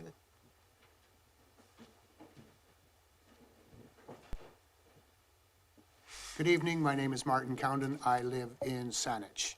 I'm also the president of the Oak Bay BIA, and I'd just like to address the covenant amendment application COV 00004 for 2228 Oak Bay Avenue, re Penny Farthing. You all know that it has been going for so long. Everything has changed in terms of liquor licensing or what the social standards are for serving liquor. In fact, when the pub was opened, minors weren't allowed. Now families are allowed. People would go there, maybe somebody have a mimosa, champagne and orange juice or something with their breakfast, eggs benny, etc. Why not allow them to continue to serve? I don't think it's, I mean, how much difference is it going to make if they switch over to the vis-a-vis side and have beverage alcohol in their orange juice or something versus sitting on the pub side? It seems to be kind of just a minute separation, an artificial separation. So not that I would advocate that people be drinking at 8 o'clock or 9 o'clock in the morning, okay? But that the opportunity exists so that the pub could operate to its full capacity even in the early mornings, such as 8 or 9 o'clock. And everybody knows about their great specials for breakfast. And the place is packed on the weekend because I drive by. Sorry, I don't ride by at that time in the morning. But anyways, I drive by and I see the patio packed on sunny days. Give them the opportunity to reach their full potential and remove any restrictions. Thank you. Thank you, Mr. Cownden. Why don't you come forward? You had your hand up to speak? Nope. Okay. Any other members of the public wish to address us on any of the items on section 8? Yep, we have Mr. Wong online. Please unmute yourself and you're welcome to address council. Same process, name and municipality of residence. Thank you, Your Worship. Members of Council, Dan Wong. I live in Oak Bay. We did submit something for the agenda package, which I hope you have seen. It supports, provides our support and in favor of option 1 design. Really pleased that Council is continuing to move forward to support active transportation. In addition to Mr. Taddy, just a similar comment about supporting a consideration of 30K to support AAA facilities, especially with the Sharrow. Just a comment about ensuring consideration of alternate parking on every block within the community, and then a potential suggestion on how a protected cycle lane could be provided within the uphill section between Runnymede and Foul Bay. But just thank you to Council for considering the active transportation needs in the community. Thank you. Thank you very much, Mr. Wong. Is there any, I'm just going to last chance, I'll give people a chance. Oh, yeah, please come forward.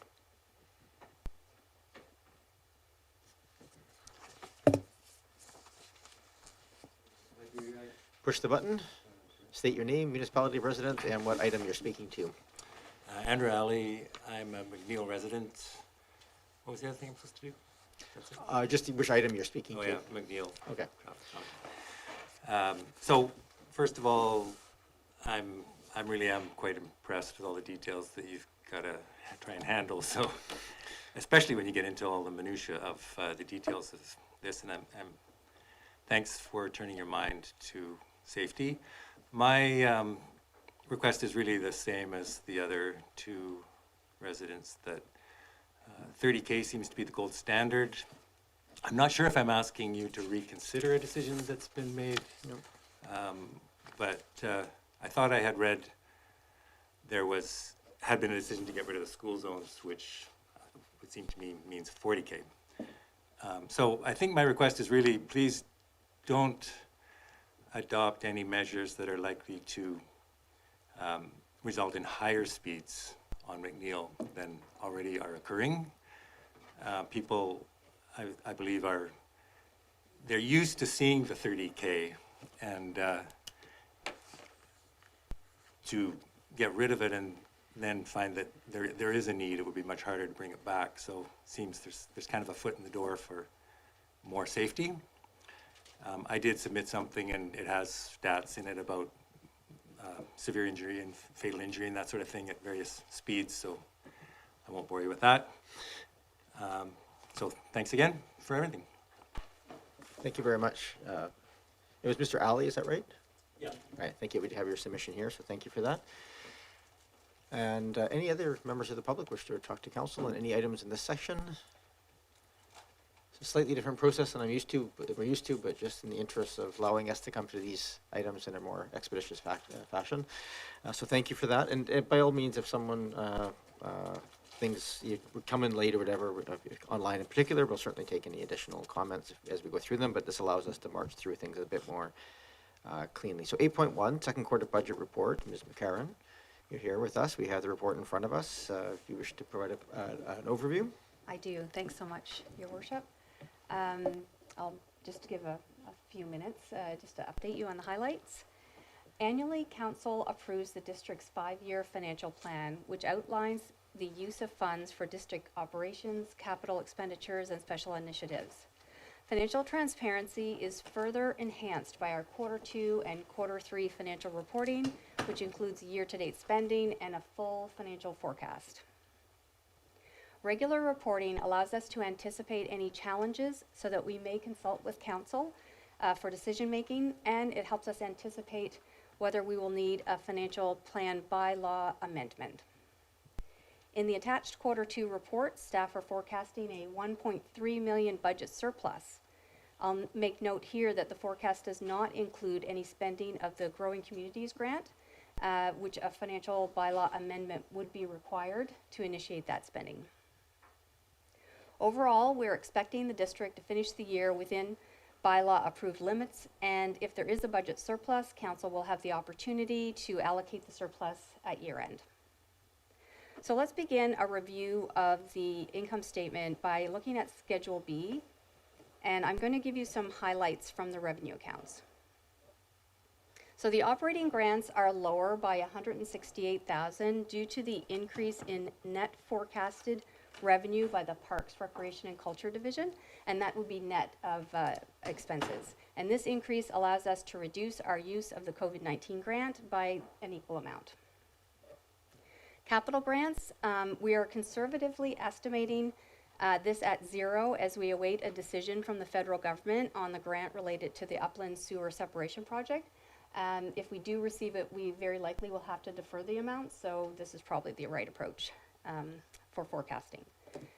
Investment income. This is a nice one. Investment income is higher by 1.1 million. However, though that's earnings due to interest rate increases, and all of that is on reserve balances. So at the end of the year, that will be allocated back to the reserve accounts. And so some highlights on the expense side of the equation. So the police department is showing a favorable variance of 240,000, and most of that is due to vacancies. And the fire department also showing the same amount of savings due to staff vacancies, and also the savings that we are having on the lease payments for the temporary storage bay for the fire apparatus. Public Works is showing savings of 280,000, and that's projected based on the amount of work we're receiving from citizens, which allow us to recover the cost of some of our wages and supply expenses. Parks, Recreation and Culture is showing an increased expenditure of 376,000, and of course that's just in relation to the 488 increase in revenue for them, so that's in tandem for programs. The fiscal line item is in relation to interest earned on penalties, but also interest payable on prepaid taxes. So we do have sort of a net deficit there forecasted of 119,000. And let's see what else I have here. I guess we'll move to capital spending in Schedule C. We have provided a detailed list of capital projects for 2023, where we have budgeted to spend $34.6 million. Due to the complexities surrounding large capital projects, our conservative budget approach is to budget for the entire project to occur within the year. However, often projects will span multiple years due to unavoidable delays. So staff are forecasting that we'll forecast to spend $18.2 million in 2023, which is also a record capital spending for Oak Bay. Other projects which are delayed or deferred amount to the $16.4 million, and that's the highlights for that number. Half of it is the Upland Sewer Separation Project at $8.6 million. We have the marina structural repairs delayed in that for $1.4 million. McNeil Bay, $1.1 million, and then we have two others that are about $600,000 each, the Carnarvon Park Building and Design and the Water Main and Hydrant Replacement Program. And that's just my short wrap-up of the Q2 financial results. Thank you very much, Ms. McCarron, and definitely appreciate having these quarterly financial updates coming now on a regular basis. It's very helpful for us to get a runtime version of what's happening. Are there any questions of Ms. McCarron or Mr. Payne on this report? Go ahead, Councillor Patterson. Yes, thank you. Thanks for the report very much. It's always nice to have these snapshots. I guess the capital budget's forecast is a bit concerning, though. And I know this is not necessarily strictly for financial, but for a lot of the projects that are delayed or deferred, do we understand how that schedule will pick up? So when the monies might be expended, will it be early, perhaps in 2024, or what? You know, we're forecasting not to do it this year, but how soon do we anticipate we will be able to recover? Ms. McCarron? through you, Mayor. We could go back. I did just gather information on what was going to be achieved this year, but we could come back to council with the extended into 2024 schedule so that you'll have a sense of how that will progress and how it impacts other projects. Thank you, Councillor Braithwaite. Thanks so much, and through you to staff. So as far as the deferred projects go, do we know how much they will increase in the following year, and whether or not that will make a difference to the budget in the next year, or have we built that into our budgeting for those projects? Karen? Mr. Payne? Thank you, through your worship. We do, for the projects that we expect to span multiple years, we build in a cost escalation and expectation for that. Of course, inflation over the last year has been higher than expected, but so we do that, and we also have a contingency. That answer would depend, depending on the project, but in general, that's our approach to capital budgeting. Thank you very much. Don't see other questions. The motion here is just to Move receipt. Moved and seconded. Any other discussion? All those in favor? Any opposed? None opposed. That carries. We move on to the grant and aid application. This is a late submission from the St. John's Society. Is the applicant joining us tonight, or Ms. McCarron? Is this just you're bringing this forward for us for consideration on their behalf? There shouldn't. There's not a lot of discussion around it. It's one application, and as you recall, we set aside a small amount of the grant and aid budget for future applicants, and this is the only one that came in. So it is before you for consideration. The only one that's come in so far. Well, yeah, good point. Councillor Braithwaite? Actually, I did look at this, and I noticed that on the very first page of their application, they have the amount of $5,000, but in their budget, they're actually only looking for $1,600 to purchase new bikes. So I was a little bit confused with that. Because obviously we don't have $5,000 to give them to begin with. But I mean, to me, it's supportable at the $1,600 level. But is that correct, that really they're only looking for $1,600? McCarron? Turned it off, sorry. I had reached out to the applicant. I do see that there is a discrepancy in their application, and we weren't 100% sure that the 1,600 was actually the right number, given that there were electric bikes and there were 2 of them, but it's possible. So we could, defer the decision if you needed to hear back from them. I had hoped to hear back from them before this meeting this evening and did not. Thank you. If I can just continue, I mean, for me personally, I would give them the $1,600 and keep $2,300 in reserve for any other applications coming forward. So if it's appropriate, I would make a motion to that regard. Moved and seconded. Thank you. So a motion is to approve a grant in aid to St. John's Society for $1,600 in the amount of $1,600. Moved and seconded. Any other discussion on that? Councillor Appleton? Thank you, Your Worship, and complete support. I guess we're going to proceed on the assumption that even if that is a typo, that they'll be happy to get $1,600 towards the purchase, and I would tend to concur with Councillor Braithwaite. So, thank you. Yeah, I'm going to go with what's written in their ask.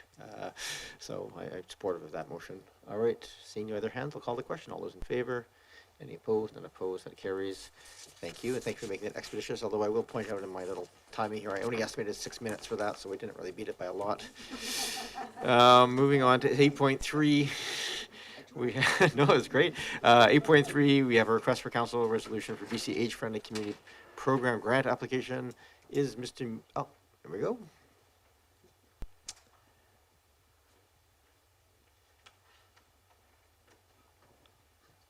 Welcome to the meeting. I'm assuming you're providing a quick overview of the report. Yeah, would you like that? Please, yes, thank you. Thank you for reading the report titled Request for Council Resolution for BC Age-Friendly Communities Program Grant Application for the Assistive Listening Project for Monterey Recreation Centre. As a quick summary, we have prepared a grant application for the assisted listening project to improve hearing and listening for older adult patrons at the Monterey Rec Centre. As a background, the District of Oak Bay completed an age-friendly action plan in 2016 with the vision that Oak Bay is an age-friendly community that supports the diverse needs of older adults, provides opportunities for active living and community involvement, and is safe, accessible, and welcoming to all. As you know, the Monterey Rec Centre is a very busy centre with a membership now of over 1,500, which is similar to pre-pandemic, so we have been climbing. Many members have hearing loss and hearing decline, and some have difficulty communicating with staff and members. Hearing impairments may lead to social isolation and prevent residents from being fully engaged in their community. The Parks, Recreation and Culture Department wishes to ensure the facility and programs are accessible to all and would like to reduce barriers to participation by improving hearing and listening through new technology and hardware installation at the center. The grant would provide the means to add hearing and listening devices at our 2 reception stations at the front desk and also within the largest program space. This will help support current members as well as attract new members with hearing decline. It will increase opportunities for older adults to participate in activities of their choice.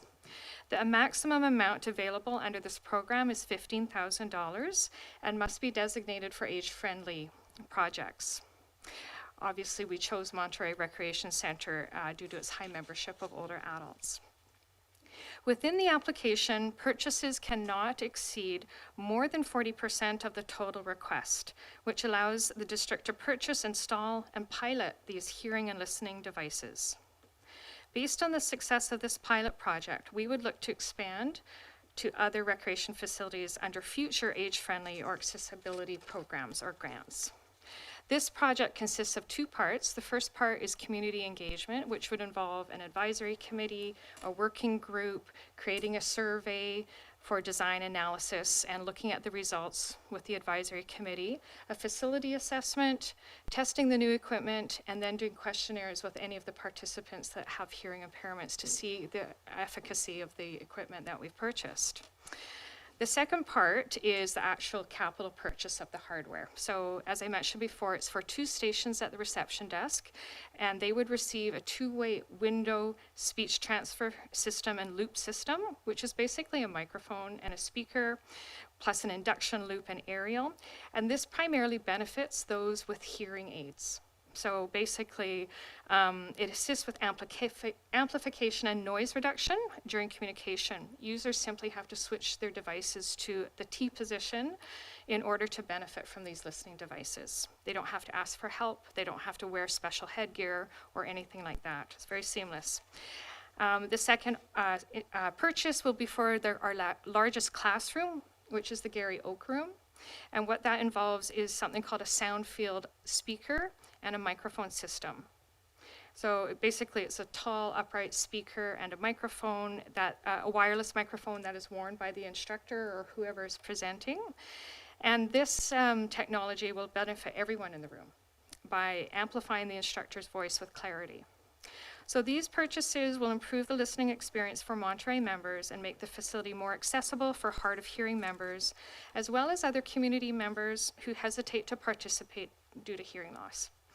So in conclusion, staff are requesting support from council to apply for the Age-Friendly Communities Grant funding for this project. And our deadline is this Friday, July 28th. Thank you, Ms. Pearson.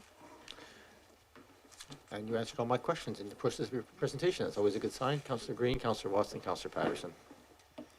Are you seeking questions right now then? Okay, thank you. I think a motion is in order. I don't think there's a lot of controversy on the ask, so. Okay, because it moved, is there a seconder for the motion? We can talk to the motion, moved and seconded. Go ahead, Councillor Watson. Oh, wait. I had a question, actually, but if you want to go ahead and move the motions first, that's fine. What's the right order?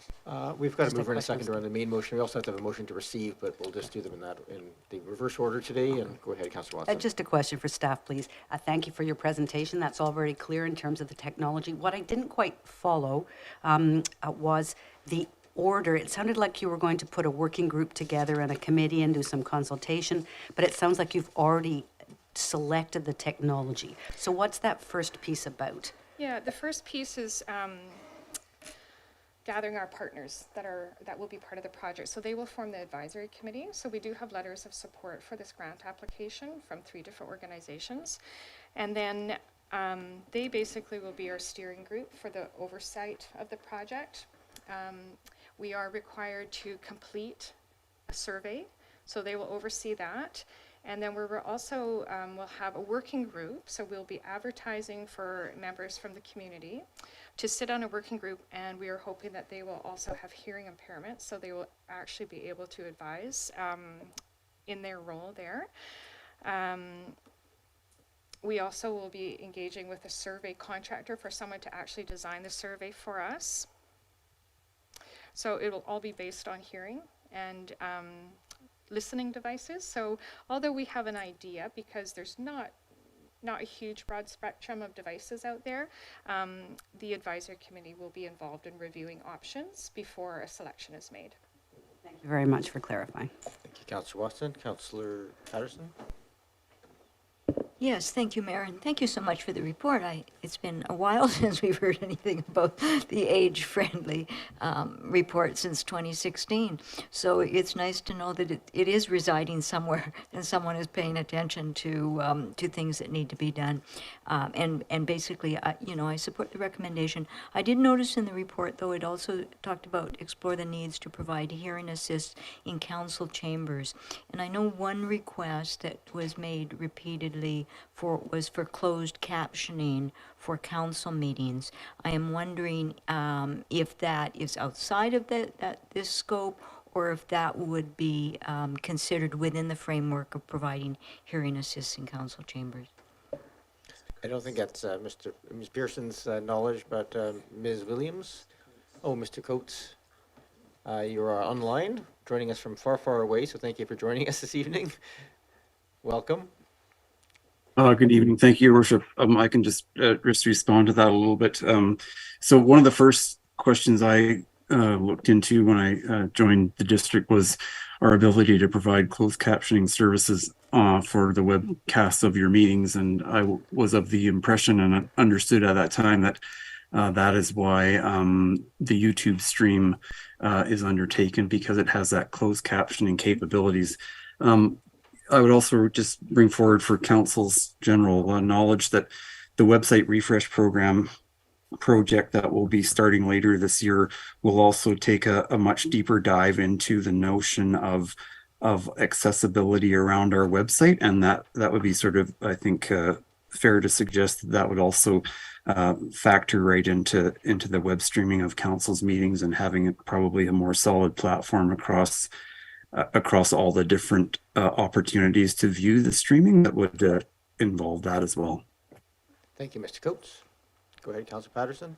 Yes, thank you very much for that information, Mr. Coates. And just as a quick follow-up, since it has been quite a length of time since we discussed this report, but I know the BC Ministry of Health has established criteria for being recognized as an age-friendly community. And we do have the report. I am wondering how Oak Bay measures up to the Ministry of Health's criteria and performance, or if we're at a very early starting point in meeting the criteria. Sure, thank you, Councillor Patterson. I'm not sure we have staff in the room that are able to answer that question right now, but I will throw it to staff if anybody is able to give us an update on. I don't see hands popping up from staff. I'm not sure we can get an answer from here. Maybe we can just circulate that question internally and have that answer come back. I think I don't have any other hands on this matter, so I have a motion for the main motion, which is the approve application for this grant. I have one quick question. I think you answered it, but my understanding is that this is a pilot project that will test and have that feedback. Because my question was, well, obviously, these kind of technologies are beneficial across the district, so that this would be sort of a stage one, and if it's successful, we could start rolling out some of this technology into other rec centers, into the hall, et cetera. Is that correct, Ms. Pearson? Yeah, that is our hope for applying it across the other rec centers, providing it is successful for the members and patrons as well. Great. And beyond that, I am not sure for application. No, fair. You can't commit to anything else. I was just curious as to why it was so limited, but I think you answered that question as a pilot. Okay, the main question is in front of us. All those in favor? Any opposed? None opposed. Let's also get a motion to Move receive. receipt. Moved and seconded. Thank you. All those in favor? Any opposed? None opposed. Thank you very much. Thank you, Ms. Pearson. Good luck with the grant. We have moved on to number 8.4, upper sewage separation, Humber Catchment Project. I think there's a slight change here in terms of the recommendation at this time, Mr. Robertson. Yes, I'd like to unrecommend. It's kind of a strange thing. Since we went with our public engagement, we got feedback, which is in the report, which is fine to go forward, but also feedback from the Heritage Commission and an advisory design panel. And since that, and since we've put the report in, staff have continued to do research, and we've come up with there are some other alternatives out there that we've found that may meet some of the questions that have been put there. We've found a local supplier of the existing skirts and poles. Now there are, based on the design, lighting design suggestions, there would be some amendments that would have to be made more in height than anything. So there's some opportunity there. There's also some off the shelf that may be closer as well. So we would like to take more time to research that. It won't hold up our tendering process, as we could install everything but the poles and the lights, but do all the bases, the wiring, everything else, and just have us supply the fixtures, the poles at the end. On the fixture side, the lights themselves, as you see in the report, 58% recommended one that's very similar to the existing globe. However, it's not dark sky compliant at all, but it's no worse than what's there currently. So as we expand our search, we would like to get some direction as to whether council would like us to limit our search to dark sky fixtures, if that's important, being adjacent to the park next door for the dark sky area, or whether you'd like us to keep an open search for all types of fixtures. I mean, we already have the ones that pretty close match what's there, but if you want us to look at confine our search to dark sky or not. So we would like you to accept our report, because the public engagement piece is in there and information, but allow us the time to do more research and go back through the Heritage Commission to bring more detailed examples, and then come back to council September, probably in September, possibly October. Thank you. So, Mr. Robertson, just I'm clear, are you looking for a motion to receive the report? That's clear. I mean, you would like a motion to sort of state either you would like us to only consider dark sky, to include a range, or to bring back a report that ranks them by their dark sky sort of compatibility. What's your ask here from us from a motion perspective? Right. To clarify, they're either dark sky or they're not, I guess, as far as the technology goes. There are some in the 5 that we initially presented. There are some that provide a little more or a little less uplighting because they have a small cap on top, but they're nowhere near dark sky compliant. So I guess rather than having an expanded search, would you prefer that we only contemplate dark sky fixtures as we expand our search, but only in that sector, or to be looking broadly? And we're not speaking about the poles or the skirting, just strictly the fixtures. So I'll go to Councillor Green. You got your hand up, and then Councillor Smart. Specifically through you to Mr. Robertson. So the sector is the Urban Star Park at Cattle Point. Is that the area that you're referring to? Yes, correct. Yes, thank you. And just to be clear, none of these fixtures are in that park. They're just adjacent to it in the uplands. Yeah. Yeah. Go ahead, Councillor Smart. And Councillor Braithwaite. Thank you. Just a comment, I guess, directly to that question, as well as just a couple other comments that came up at the Heritage Commission. Like, I would personally like to see, based on a lot of correspondence I've seen from the community, to have more dark sky options presented, but not to particularly exclude, particularly because there may be options with a replica lamp to modify in such a way.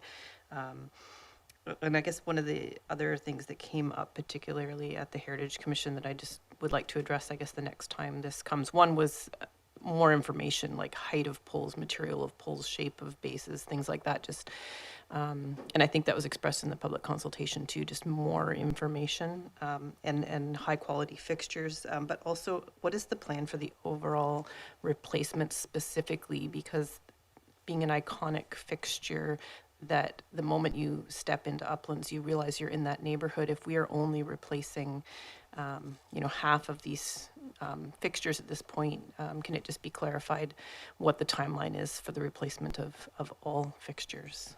Thanks. Mr. Robertson, you may be able to answer that question off the cuff. Yes, through the mayor, there's approximately 140 fixtures in the first phase, which will be completed by, we anticipate, the end of 2025. So all the light fixtures would be replaced in that zone, and then we would not replace the remaining phase 2 until that project is undertaken, because part of it would be a lot more expensive to be doing a separate contract, because it's not just a matter of the lamp standards and lights themselves, but it's the bases, the conduit, everything else, because we would have to be, if we did them all at once, we'd have to install, then remove, then do all the underground infrastructure work that we need to do. Thank you. Is that good? Anything else, Councillor Smart? Just through you, Mayor, just to clarify then, after phase 2, all of the fixtures in Uplands would be replaced? That is correct. Mr. Robertson? Sorry, just one clarification. There are a couple of short sections that don't have these type of lights. They're Cobra-style lights on BC Hydro poles. So those, we don't anticipate changing those at all. We don't anticipate expanding the network. Thank you. Councillor Braithwaite?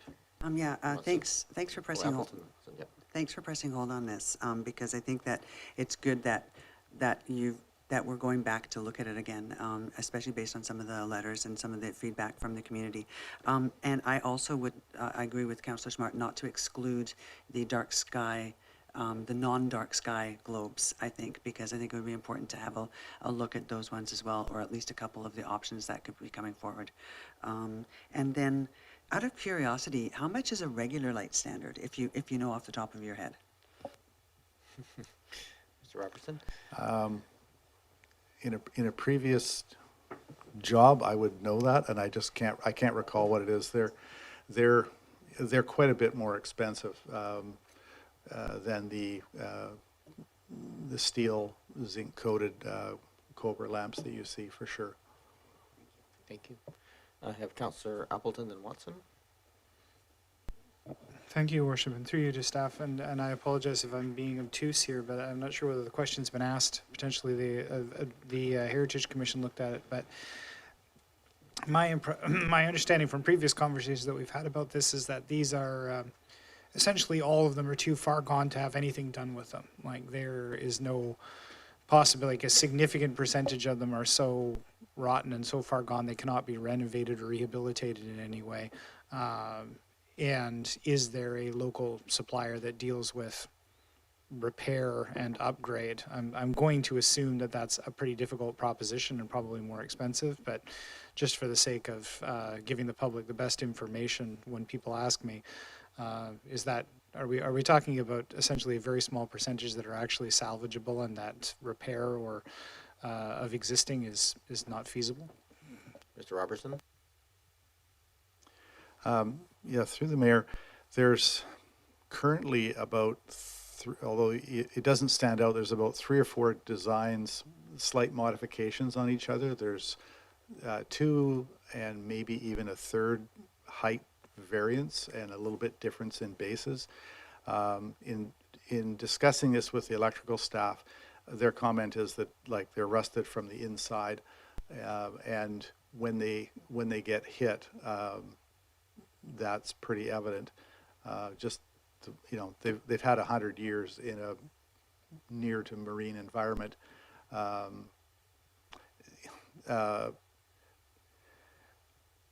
They would have to be just based on experience, removed, sandblasted, and looking at the inside of it, you know, how much life is left there. There may be some exceptions in some that have been more recently replaced due to damage, because we know that some have been purchased in the last 10 years, I think, last purchase was. But the lighting design is recommending that the lights will be somewhat taller than the tallest ones we have there right now. So we would have, again, a mismatch of what's there currently and what we would be standardizing throughout. Councillor Appleton, anything else? Just thank you, Your Worship. Just to follow up on that statement, it was I wasn't aware that we had actually acquired something like this relatively recently. I thought most of them were pretty old. So, is that the local supplier that's potentially being sourced to provide new replacements? Through the mayor, yeah, we're seeking information right now from the local supplier who didn't originally make them. There's been a few iterations, it sounds like, of companies, but they had supplied some to us as recently as, I believe it was 2014 or 2010, some replacement ones.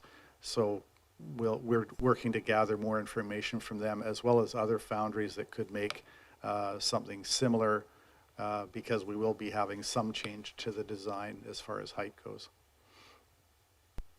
Thank you. Just further to your question, Your Worship, as far as opinions from council with respect to dark sky fixtures, I think I would concur with most of the comments to date. I would not limit it to dark sky fixtures exclusively, but rather sort of explore a range of options that could, hopefully an ideal middle ground option that would give us some reduced uplighting, but fit in the standard that fits in with the context of the neighborhood. Thank you. Thank you. Councillor Green?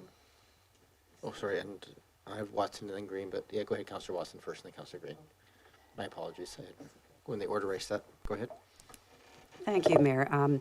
Just a comment about what was presented initially to the Heritage Commission and the ADP.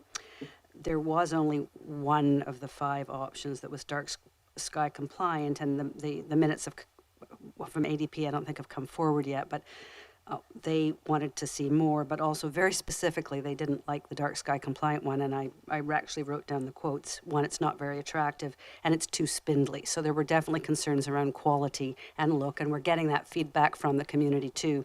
And I would just support the idea that we may need to look more broadly than just dark sky compliant, because I have a hunch that in the Venn diagram that has attractive fixtures that are kind of in sync with what's already in that very unusual and special neighborhood, and what's also dark sky compliant, there may be a very small intersection, very small overlap, so that there probably will need to be compromises made.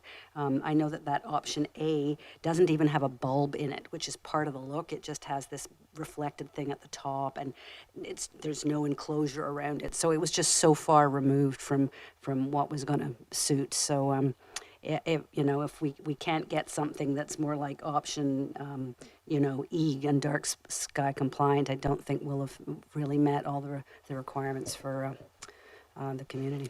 Thank you, Councillor Watson.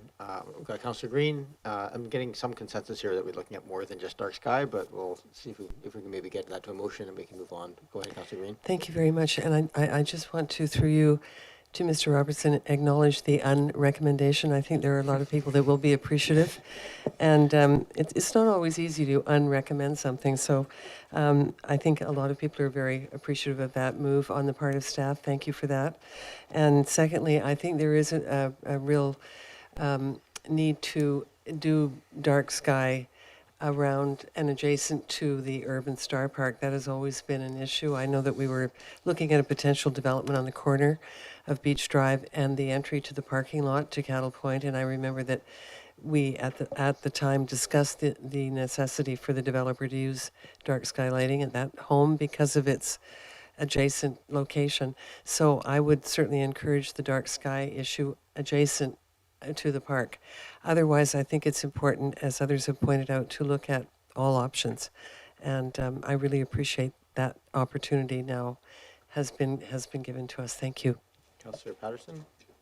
Yes, thank you, Mayor, and thank you for the withdrawal of the recommendation. Actually, I think a little more chance to look at it is a favorable route to take. But I was very heartened at the first open house. The dark sky lighting was not identified as such on the charts, and so everybody gravitated towards the familiarity of the one that looked closest to what was there. I was very heartened, though, to see that on the second day, when dark sky lighting was actually identified as such, there was an uptake for it. And so that would be an indicator to me that there was also an interest in the principle of dark sky lighting. And because the district encourages private development to actually respect dark sky lighting, I think, while perhaps not limiting it to that choice, I think that it is important that we demonstrate some leadership on the issue of at least considering it. Thank you. Mr. Robertson, do you want a motion at this point? I'm just thinking motion here to sort of suggest they bring back multiple options, might be in order, but if you're comfortable with what you've heard here today, and we'll take back to these bodies some options. Mr. Robertson? Yes, we're just looking for an indication which we've got, and I think that's all we need. But at your wish. No, I'm happy. We can wrap this up as quickly as possible. That's good, I think. So I think we have enough people interested in options that we'd be wrong not to include them at this point. So we'll do that. Can I get a motion to receive the report, though?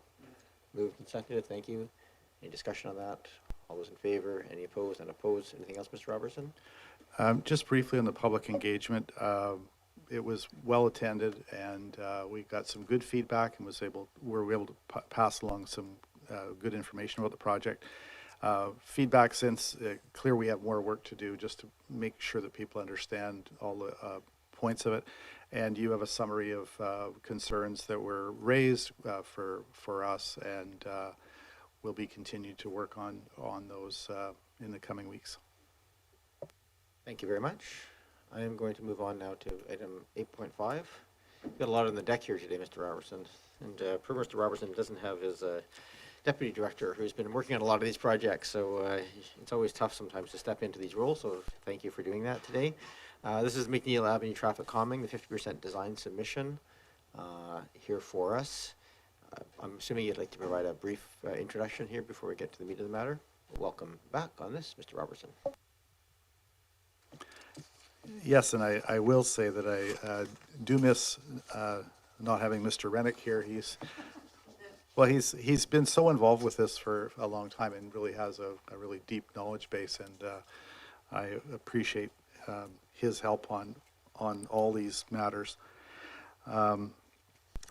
So as you see the report before you, although last week we were directed to look at AAA, obviously we couldn't do that as this had already been completed to 50%. However, staff did go through and do some rough costing, which you have in the report of what option 2 and 3 would provide. Option 1 meets the direction from council in 2022, I believe, and also allows us to meet the timeline for application for the grants in September, and then be able to move into construction as soon as those grants are awarded.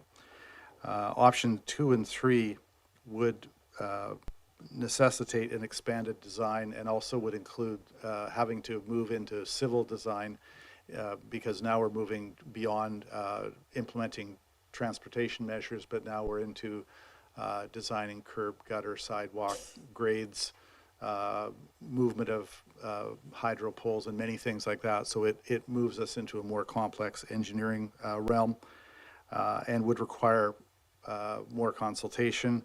And we wouldn't be able to meet the grant deadline for this year. We'd be aiming at 2024, which would move the project down to 2025. So just want to make you aware of those items there. But that's all I have to say about the report. Thank you very much, Mr. Robertson. We'll take questions. Go ahead, Councillor Braithwaite.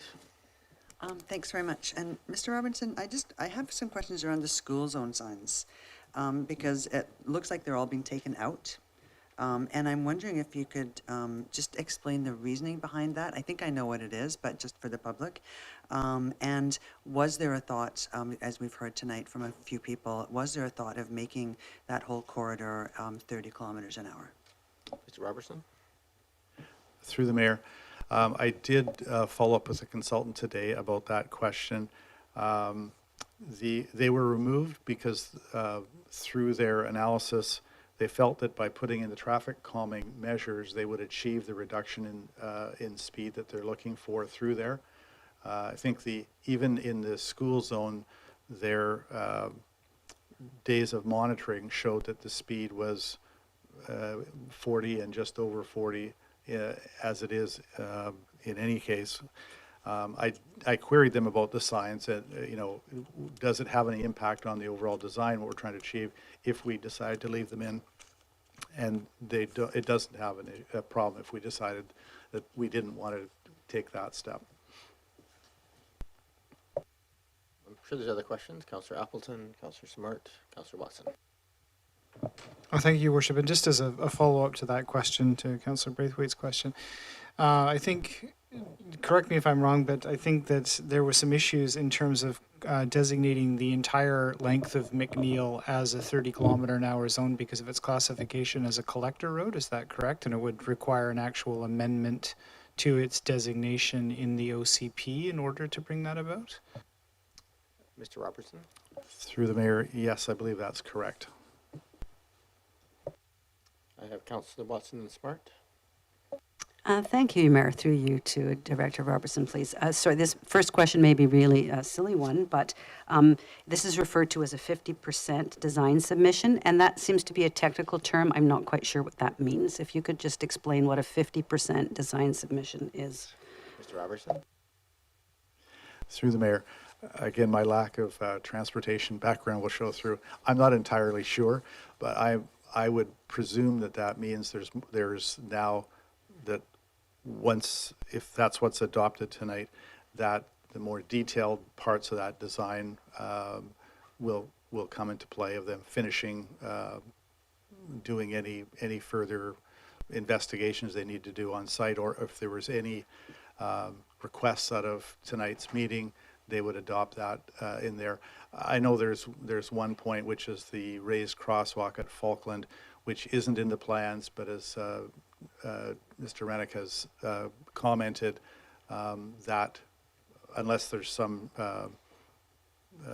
opposition to that, the plan is to put in one at Falkland. So those and other details would be put in, I think, to get it to 100%. Thank you. And just so then a follow-up on that. So in the design that as it's presented, there are various pieces, including TCCs, I think is the short form, and I've forgotten what it actually stands for, traffic calming, like islands, I guess, or things that are being pushed out. And associated with them on the drawings are a lot of signs, those yellow and black striped things.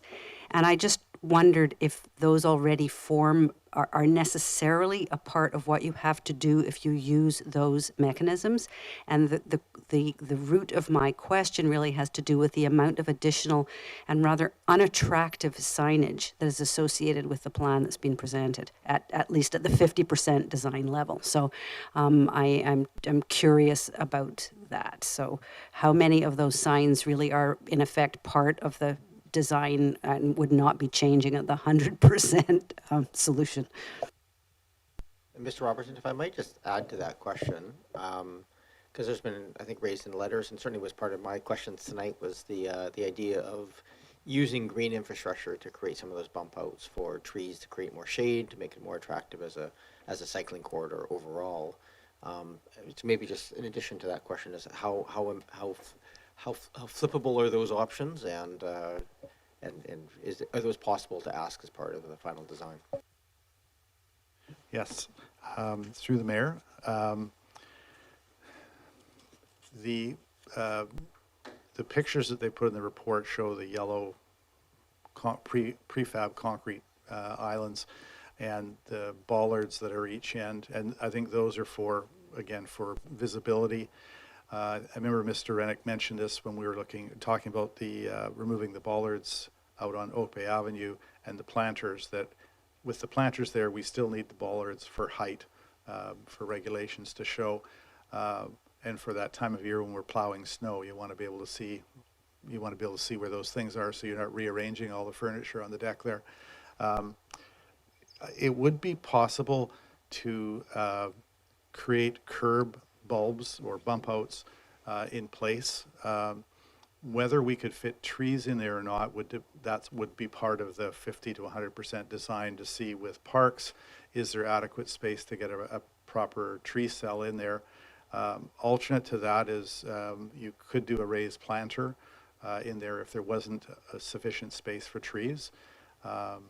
We would have to check with our colleagues in parks about, taking on additional inventory and that, but it would certainly be something that could be done in place of those structures. And it would obviously add to the design cost a bit, not a lot, and construction cost for sure of creating those where we're not actually putting any permanent curbs in place. We'd be doing that, so there'd be additional cost to that. Thank you. Anything else, Councillor Watson?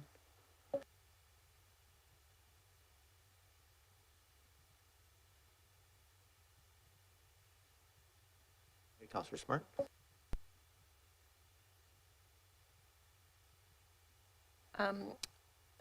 Just to further the conversation around the 30 kilometers an hour and the potential OCP amendment, because there have been so many correspondence pieces from the community about the sort of ethical concerns of now encouraging small children to be in a shared road experience at not a best practice traffic speed. Can you outline again what the process would be to go through that OCP amendment? Go ahead, Mr. Robertson. Through the mayor, I'm assuming that it would be similar to what we just went through in the spring, I believe it was, to amend the speed limit on a number of the streets down to 40.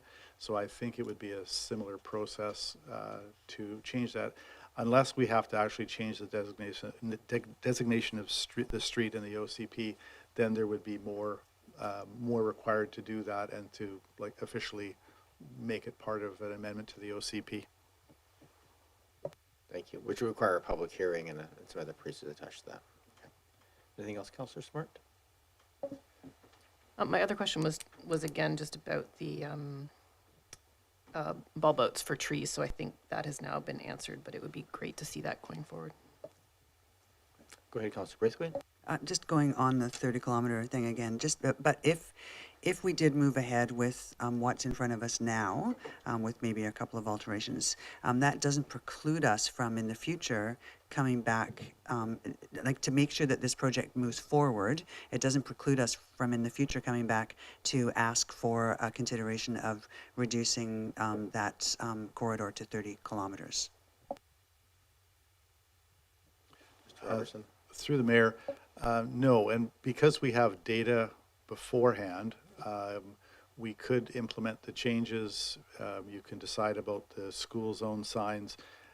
We could stage, to do the construction, put those changes in place, and then do some follow-up measurements to see are they having their desired effect, and then you would have information to make a decision on that. Thank you. So I guess I have a question since other people have spoken, and it's just I'm really struggling personally with the lack of any kind of out of traffic bicycle path on the uphill portion because the conflicts happen where the speed differential is the highest, and that is and that whole stretch is the one area where bikes slow to a crawl. Not all, obviously, but many, and the cars will often go quite quickly up there. And I'm still not. I don't have a good sense of if we want to add, maybe not on the road, but on expanded. That there's some. I know there's some cost attached to moving hydro poles and so forth, but I'm not clear on how possible or impossible or cost-wise it is to expand the sidewalk so it's a bike lane / sidewalk going up there, and what that would fit. Is that a 1A type option where we say yes, do all of that, but move forward with that, or do some detailed design work on those portions? Because I really do struggle, honestly. I have no issue with the overall design and the sharrows and those pieces for it if we're doing the traffic calming. I think at the end of the day it's a compromise, but it's a reasonable one. But I really struggle with that uphill portion because it's the one area of maximal conflict. With an e-bike, you won't struggle with that uphill portion, but that's not the point.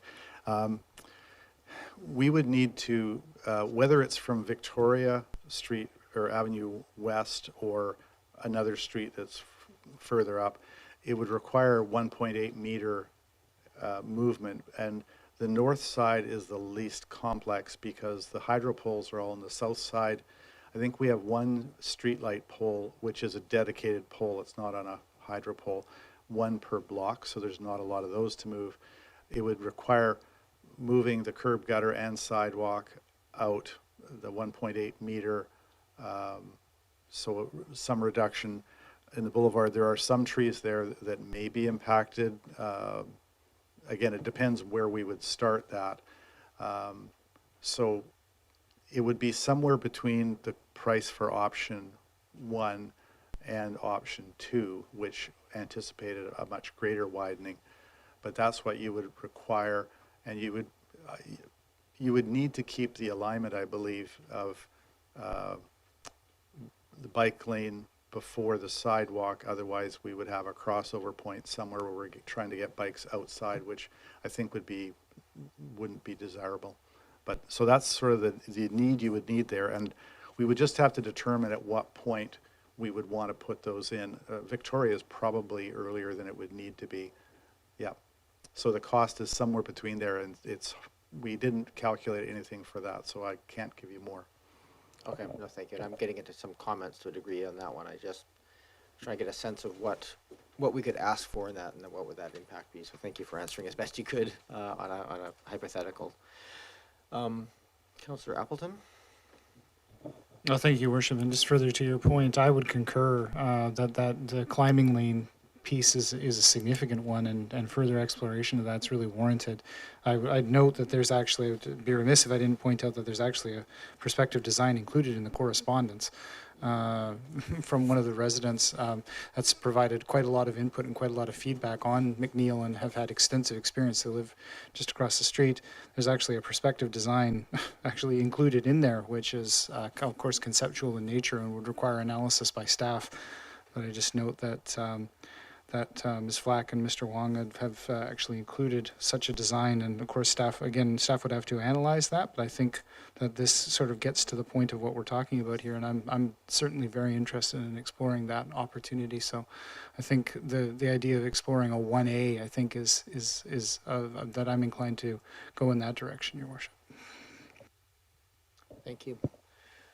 I don't see a lot of other questions at this point, so I'm happy to, well, we can have a couple of options here. We can, first of all, we can receive the report. And Receive. So moved and seconded, thank you. Need discussion, call the question on that. All those in favor, any opposed, unopposed. So the second part of this is council endorse an application for funding under the BC Active Transportation Grant for this. So I think we probably can agree that we are going to apply for a grant on Move the whatever we decide. recommendation. So moved and seconded, thank you. Is there any discussion on the motion to apply for the grant? Seeing none, all those in favor, any opposed, unopposed? And then really the last part of this is proceed with completing the design and construction of the McNeil Avenue Traffic Calming Project in accordance with option 1, 2, or 3, or obviously any variation that people see fit here.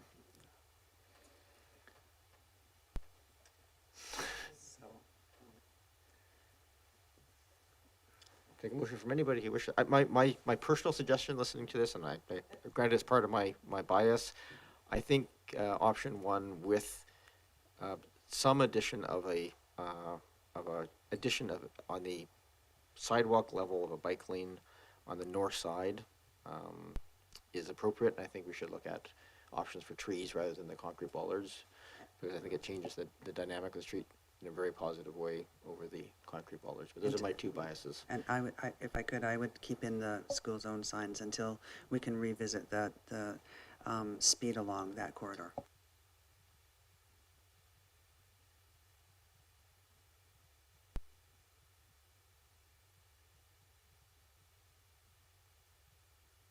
Sorry, my microphone was off. And turn to Mr. Robertson, put him on the spot, just briefly.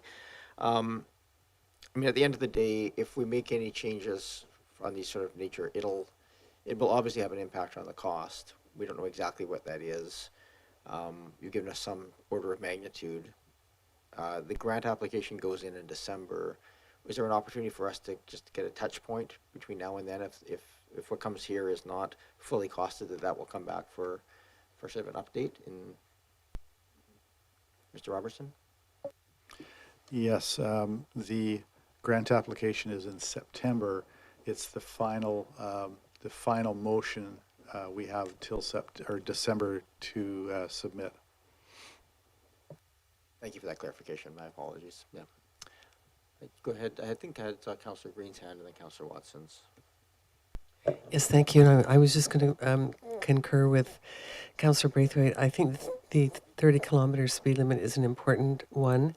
And I live in the area. I know McNeil well. I've traveled it a lot. It is a hazardous road because of speeding and nothing, regardless of cars parked on either side of the road, nothing seems to calm the traffic. So I appreciate Mr. Robertson's sort of misgivings or doubt a little bit that this traffic will self-regulate without speed signs. I don't agree that will happen, and it's been a real problem on that road for a long time. So I think we've had feedback from the public as well that the 30-kilometer speed zone is necessary to ensure better safety. So that's what I would like to see, and I know that it involves the collector road designation, but I don't know if that's an onerous process to change it. I hope not, but I think that would be advisable. Thank you. Thank you. Thank you for that, Councillor Watson, and then Councillor Appleton. Yes, thank you, Mayor. I would like to make some comments on the overall design, but I'm not sure if the right time, for option 1, I'm not sure if the right time is after we have a motion on the floor, or if I can actually do that right now. I think I think if you want to make a motion to carry an opinion forward, then that's appropriate. If you wish to just wait till there's a motion on the floor and then comment on that, that's a way of nuancing that if you prefer. I think Councillor Appleton looked like he was about to make a motion, so if you're prepared to, you have the floor. If you're not, I would probably suggest I move it over to Councillor Appleton and we can deal with the motion. Yes, I'd like to speak after the motions presumably made and seconded. Put you on the spot, Councillor Appleton. No, that was my intent, Your Worship. Thank you. And there are a couple of other components, but I'll just deal with one motion to deal with first things first. So I would move that staff proceed with completing the design and construction of the McNeil Avenue traffic calming project in accordance with option 1 of this staff report, with the inclusion of an analysis of costs for a climbing lane for the north side of McNeil, immediately east of Foul Bay. Is there a seconder? I'll second. So you're not designating the length of that. You're leaving that to staff to come back with how far down the hill that needs to go. I think that this is probably not the juncture, Your Worship, for I am no traffic engineer, far from it. I don't think this is the juncture to be getting into the specifics, but rather to address the identified safety issue on the hill immediately east of Foul Bay. Okay, so it's a recommended motion here, in accordance with option 1. Can you just reread the extra so we can get it on a piece of paper and put it up on the screen? The additional component with the inclusion of an analysis of costs for a climbing lane for the north side of McNeil, immediately east of Foul Bay Road. And I just want to make sure that wording is appropriate, because the cost analysis piece, I just want to make sure that that's not just asking for work to come back, because we do have to get the application for the grant in.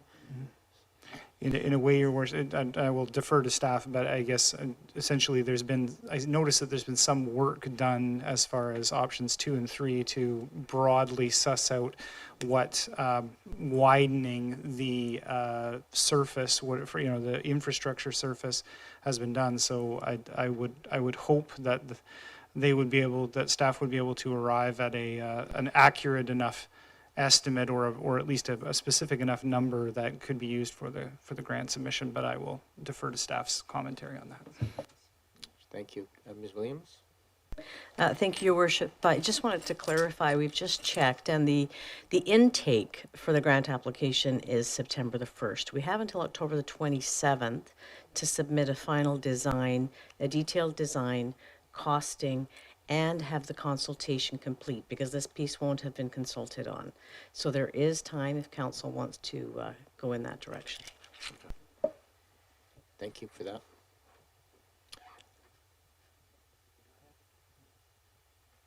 So again, I'm just going to go to the wording here to make sure that doesn't hold up the application for the grant. We already said we're going to approve the grant application, but if from the design perspective, when I see an analysis of cost, I assume that's coming back here for consideration. Is that Mr. Robertson? Yes, we would have the consultant look at how they would do that, the cost would be to do that additional work, and then we would just have to design what further consultation we would need to do to meet the requirements of the grant application. Sounds good. Thank you. Thank you for that. So it was moved. Is there a seconder? Moved second. Thank you. Go ahead, Councillor Robinson. You still have the floor, and then I'll come to other speakers. Thank you. Just to be clear, I'm just addressing this first topic. I'm very much in support of some of the other things that were mentioned as far as additional green space at the streetscape level, and also for the 30-kilometer-an-hour speed, certainly retaining the existing 30-kilometer-an-hour school zone and hopefully broadening it out to the entire corridor.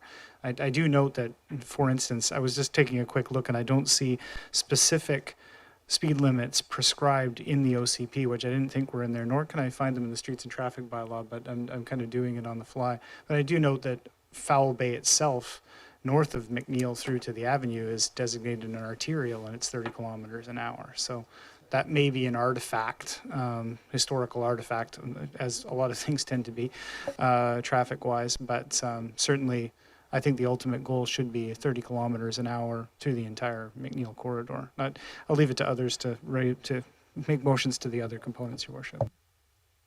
Thank you. We can do some of those arising after this, but we can also take motions to amend. Go ahead, Councillor Braithwaite, then Smart. And then Thank you. So is this the appropriate time then to do the amendment to this motion? Because I would like to see included the 30 kilometer, including the school zone, because I think that after this has gone forward, if it does, then we can come back as a body and discuss the 30 kilometer along that corridor, because I think that there's an appetite for that around this table.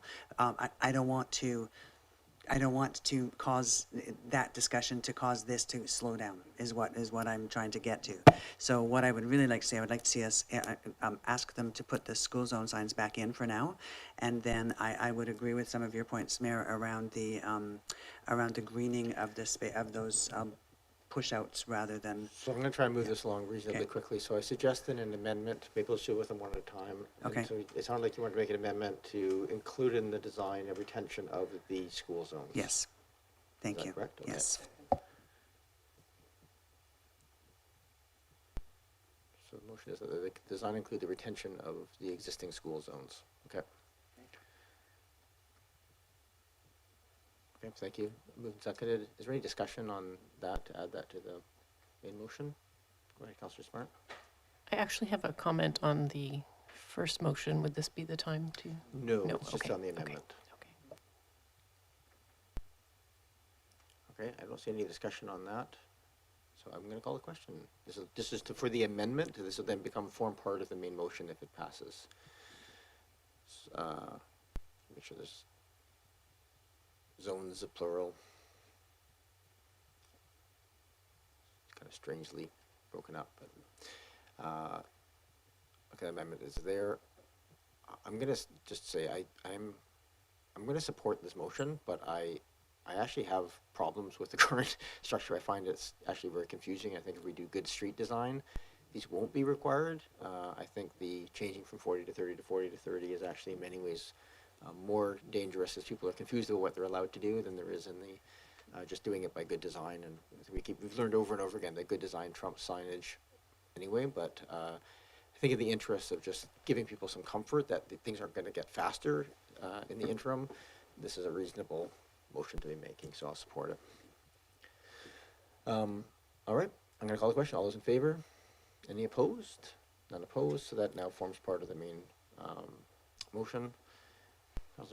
Well, I have a speaking order on the main motion. You were at the Yeah, I guess the next motion would be that that we direct staff to look at, and what did you call them? More green. Looking for the wording here for the push-outs to be like to have a tree or a planter or something like that. Mr. Robertson, do you have any suggestion on wording of those? Not immediately. I've got it in here. If you just give me a minute. How about the direct staff to include options for plantings to replace the concrete bollards? That's probably the simplest. And then plantings can be more general in nature. That would work. So options to direct staff to, or direct staff to include options for plantings to replace bollards.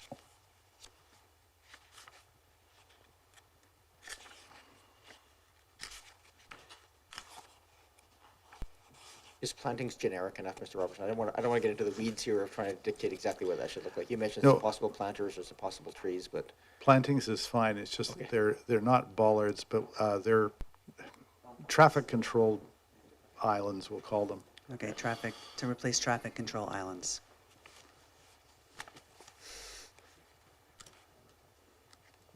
Councillor Appleton, I'm going to you just tell them if you have some suggested language.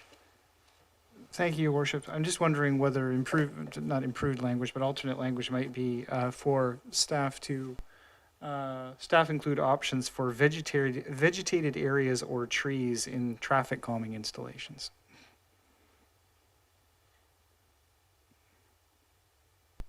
I'm going to leave it it's up to the mover, but I think plantings is clear enough that they can have I think the intent is clear to staff. Thank you, Your Worship. I have finally located it. It's traffic calming curbs. Yeah, that's the TCC.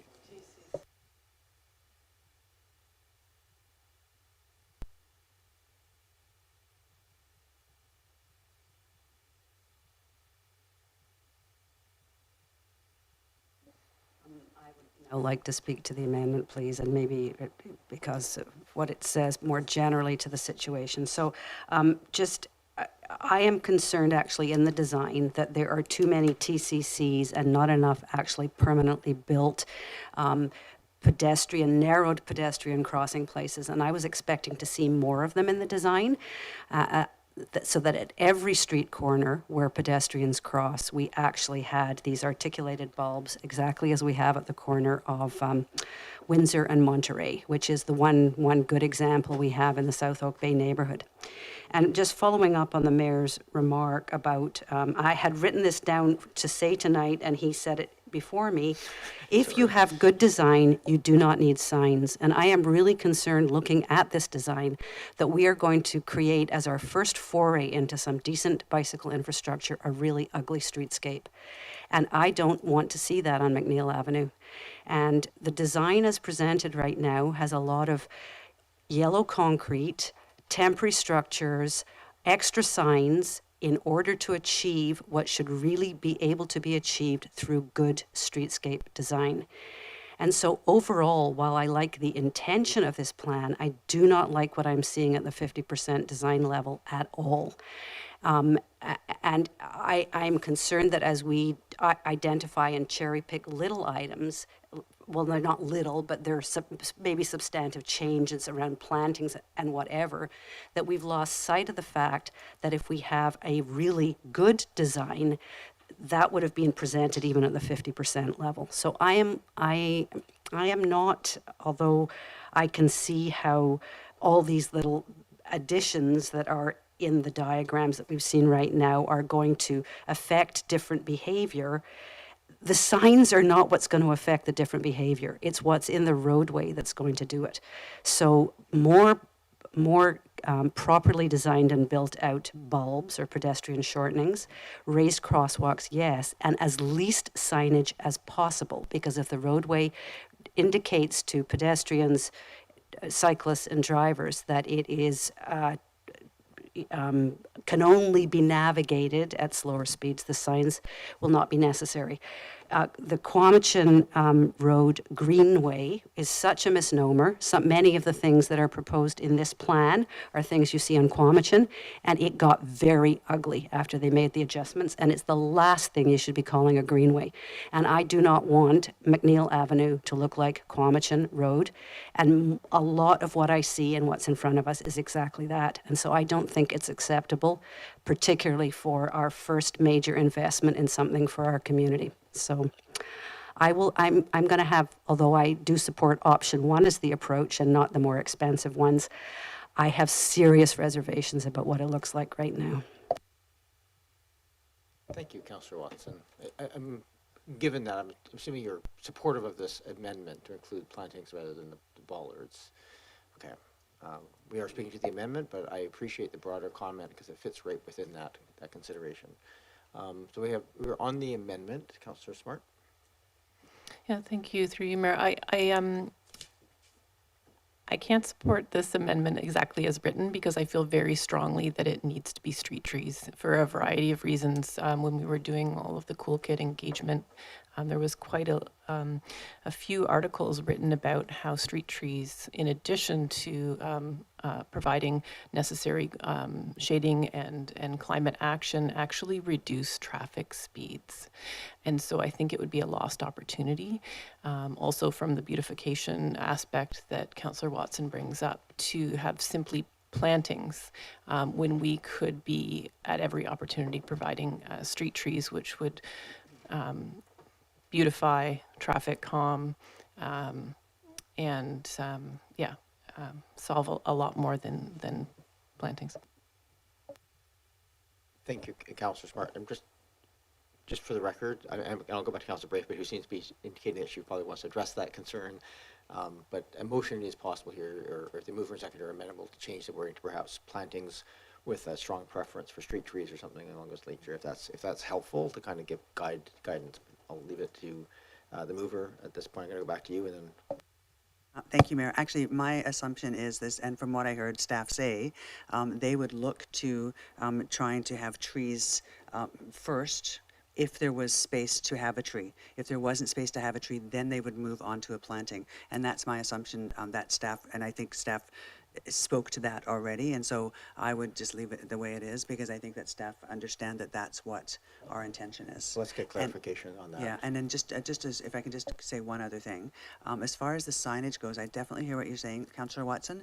The only reason I asked for the 30 kilometers signs to go up is because I feel that before those signs will actually get put up, before that corridor is finished, we'll have actually changed the speed on that road, hopefully, if that's the will of council, and that we won't need to have those school zone signs, period. So just 2 points of clarification, Mr. Robertson, putting you on the spot. One, I believe the school zone signs are there right now. We're not adding them, they're just retaining them at this point. Sort of get confirmation of that. And the second, is the intention to start with put trees under this plantings consideration where possible, and then bring back if there's technical reasons for that's not possible, that would be the secondary option for alternate plantings.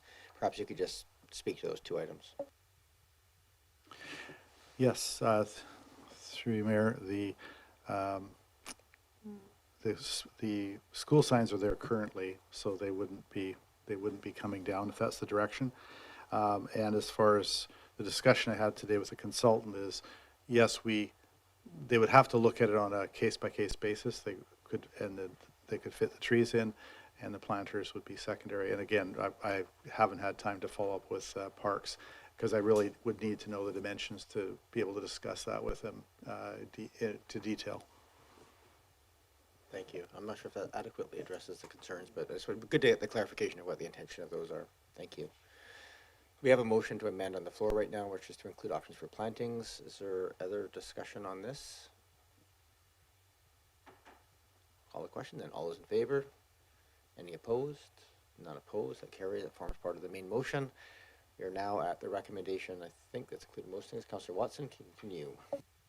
And I would like to move an amendment to the motion so that we add and that in completing the design of option 1, the consultants, the designers, whoever they were, consider increasing the number of permanent, there's a name for them that's just not coming to me, the bump out crosswalks like the Monterey-Windsor example, in lieu of the TCCs, to create an attractive designed solution for traffic calming. I don't think we need to add the last part. I think just to in lieu of TCCs. Maybe not in lieu of, but perhaps to replace instead of. Well,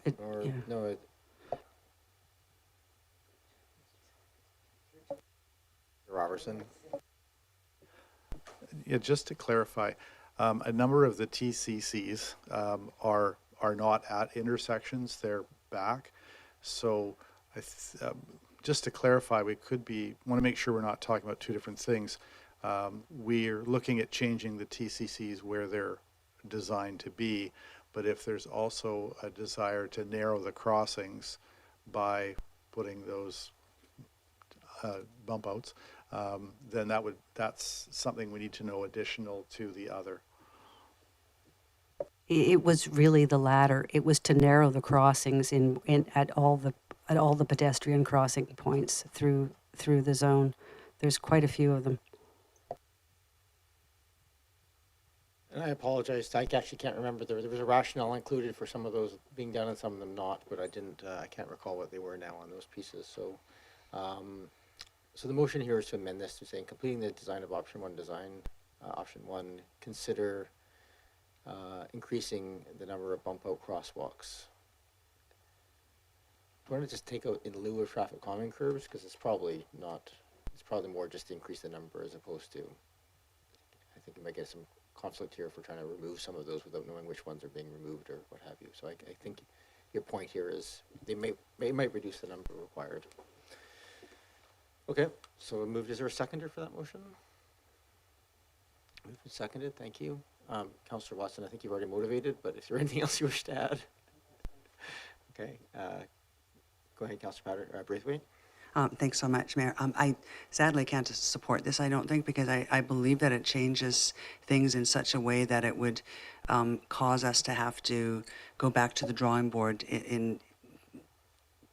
and look at it in a much different light than what we have. I think the other things that we added in are easy to add in, but this particular, it goes something totally different to the whole design. So I think unless I hear differently from other people, I'm going to have to not support this. Councillor Smart. Yeah, I feel like this, there's just a couple areas actually that particularly were brought up by letter writers and flagged as having opportunities to improve safety at a couple of key intersections. So I do support this motion. I don't think it will be a radical change from what is there, but I think it will be one more look over the street to see that there are a few busy intersections that with a small change could make them much safer and also beautify. Okay, thank you. Go ahead, Councillor Appleton. Thank you, Your Worship. I'm willing to support the amendment as it stands, but I think that what council has already directed staff and has already passed is that we've directed the submission to the grant. And so similar to what Councillor Braithwaite is saying, I support this in principle because I think the outcome could be positive, but I do not want this to delay our grant application and the deadline that Ms. Williams and Mr. Robertson have already laid out for us. So provided that staff don't identify any issues brought about by this amendment that would cause us to slip on timeline or fail to meet those timelines, then I'm willing to support that. So I guess that would be a question to staff, Your Worship. Mr. Robertson. I think, through the mayor, I believe it will come down to our consultants and what they can produce in that time. The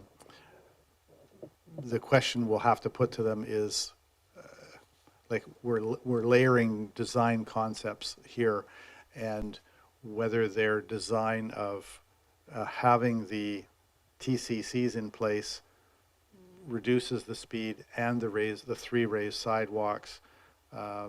So that's a question we need to put to them is how all those things layer together, and are we complicating the design? I couldn't answer that at all. I think importantly, the final design has to come back with that balance of this. So these are obviously suggestions if it passes. Go ahead, Councillor Green. Yeah, my comments are brief, and I appreciate everybody's input, but you know, I'm not a traffic engineer. I'm not a traffic engineer designer, and I'm worried that we're doing this, you know, sort of on the fly, and we don't really know what the implications are of some of these changes and suggestions. I would defer to staff and the consultant at this stage. I think Mr. Robertson can share the essence of what some of the concerns are around the table, but I think when we start fooling around with the design and we don't have the expertise, it worries me. Thank you. I'll just speak briefly. I'm going to speak in support of the motion. I think that at the end of the day, the number and the type will be determined by the engineers, but I do hear Councillor Watson's overarching concern, which is, you know, there's ugly ways of doing this and there's attractive ways of doing it. And if we're looking to build a community for the next 100 years, we have an opportunity here with grants to do it right, to make it attractive, to use the beautiful green space that we pride ourselves of, to use in another positive way to both create shade and to create things and to use, you know, smaller bump outs and so forth has a way of doing that. I would love it if we didn't have a single slanted yellow and black sign on this road. I think they're quite hideous, and I don't think they make it. I actually think they actually make things less safe because they're so distracting. It actually, you know, to my mind, creates issues unless you're drawing attention to something critical. So I think if we can find ways of holistically doing this in an attractive way, it's a thing. And I think this is one of those things that allows for curb extensions to be considered as part of that. Then let's do it. So I'm supportive of the motion as it stands, understanding that we're not dictating exactly what that total number of curb extensions looks like. It's just to make sure that those are being considered. So the motion for amendment is on the floor in front of us. Any other discussion? All those in favor? And those opposed? Unopposed. That carries. We have now a revised a motion which incorporates, I think, most of the things that we've talked about. Is there anything else that people wish to add to this? Go ahead, Councillor Appleton. Thank you, Your Worship. I'm just wondering, there's been some discussion around identifying specifically whether or not there are any obstacles or any bylaw amendments needed in order to establish a 30-kilometer-an-hour speed limit all the way down McNeil. So I'm just wondering, is there in your and staff's view, is there a separate motion required to specifically request an analysis from staff as to how that would be accomplished? That's a good question. Ms. Williams, how would you like to have that handled? I don't want to hold this up too much longer on this one because I think we can get the design and get this going and that consideration to come back at a future time. So is that... Thank you, Your Worship. I was just going to ask for clarification. Is council seeking to change the status of the road from a collector road? Councillor Appleton, I think that the discussion around the table, Your Worship, was to explore establishing the corridor as 30 kilometers an hour all the way down McNeil. In the past, it seems that the designation as a collector was an obstacle to that. That may or may not actually be the case.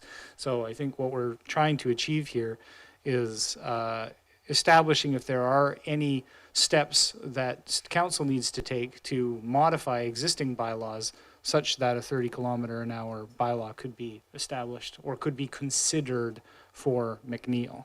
So not so much, if we don't have to modify the designation of the road to change the speed limit, I don't know whether we'd want to pursue that. Okay, here's my suggestion on that one. Given that it's going to just probably go out to staff, do a bit of research and come back. Why don't, if Councillor Appleton or any member of council wishes to just make that inquiry of staff through our CAO, if it's appropriate then, and there's options for that, then we can generate just a notice of motion process and bring it back for those changes. They're not critical to this piece and we can kind of deal with it. It's a bit of a separate process.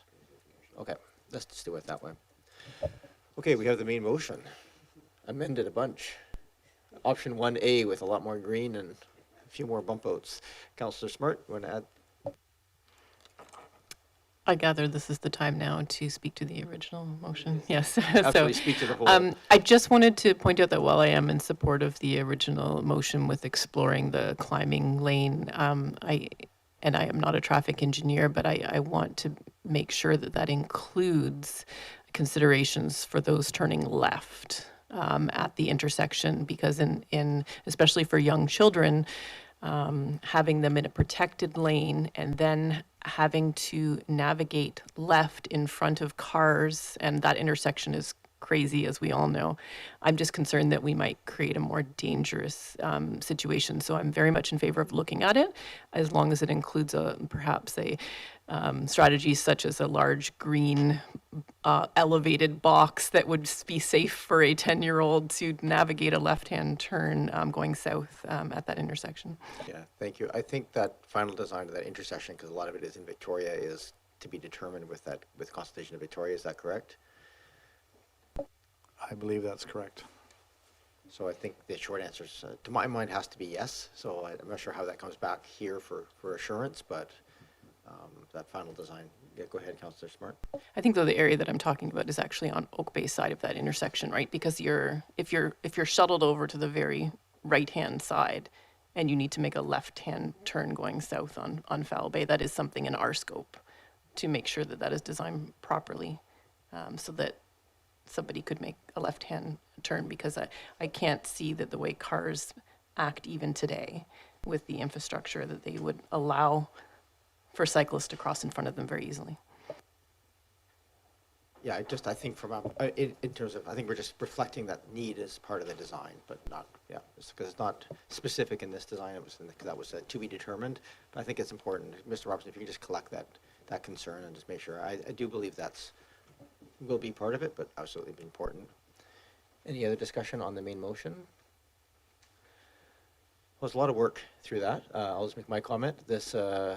And for those wondering why so much weeds, this is actually the first time we've had a chance to look at this. So for all the conversation that's gone on in these pieces, we've had it referred to a number of advisory bodies, and that's come back to us here. So this is it was going to be a committee of the whole. It's our first chance to kind of delve into it in detail. So I really appreciate staff doing that work so quickly, getting it back to us with some suggested options and bringing it to us with some costing. So, well, this took a bit of time. I'm glad we actually got through it. Hopefully they'll have support. I think it will, from what I've heard around the table. So, any other discussion before we call the question? I'll call the question then. All those in favor? Any opposed? None opposed? There we go. It looks like we're getting a grant application in on McNeil. Mayor, I'd like to make a motion to extend the meeting for 45 minutes.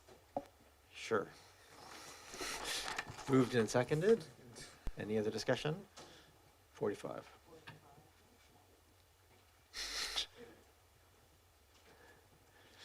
The motion's for 45 minutes, up to 45 minutes. You don't have to take the whole time. We don't usually debate that. All those in favor? Any opposed? Are you going to oppose? Okay. So the motion to extend to 45 minutes is not approved. The meeting ends in 2 minutes. Are we going to have another motion to extend for 30 minutes? I'll make a motion to extend for 30 minutes. Sorry. I'll make a motion to extend for 30 minutes. Motion seconded. Any discussion? All those in favor? Any opposed? Not opposed? We have 30 minutes to get our work done. Luckily, Mr. McNeil, your application is in front of us now. Thank you for speaking to us already. We'll see if there's any questions. Are there any questions of staff or Mr. McNeil? You come forward, and if there's questions, we'll let you take them. Go ahead, Councillor Appleton. Thank you, Your Worship, and quick and simple, I hope. But one of the requested variances here is for amplified music inside, and I believe I've gone to the Penny Farthing many times and had heard amplified music inside. So was that not is that not already in place?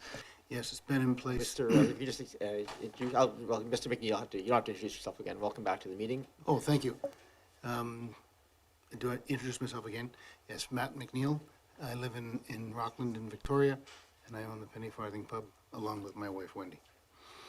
So to the question at hand, is there amplified music currently? We've always had amplified music since day one. I was, when I say amplified, recorded. We've had live entertainment inside since the day we opened 22 years ago. And if not the day, not long after.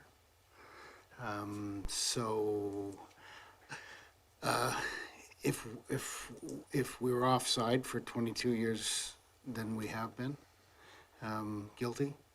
But it wasn't, I mean, you turn a CD on or tape music and you play background music. We always had background music. So. Go ahead, Councillor Braithwaite. Thank you so much, and this is probably a question for staff.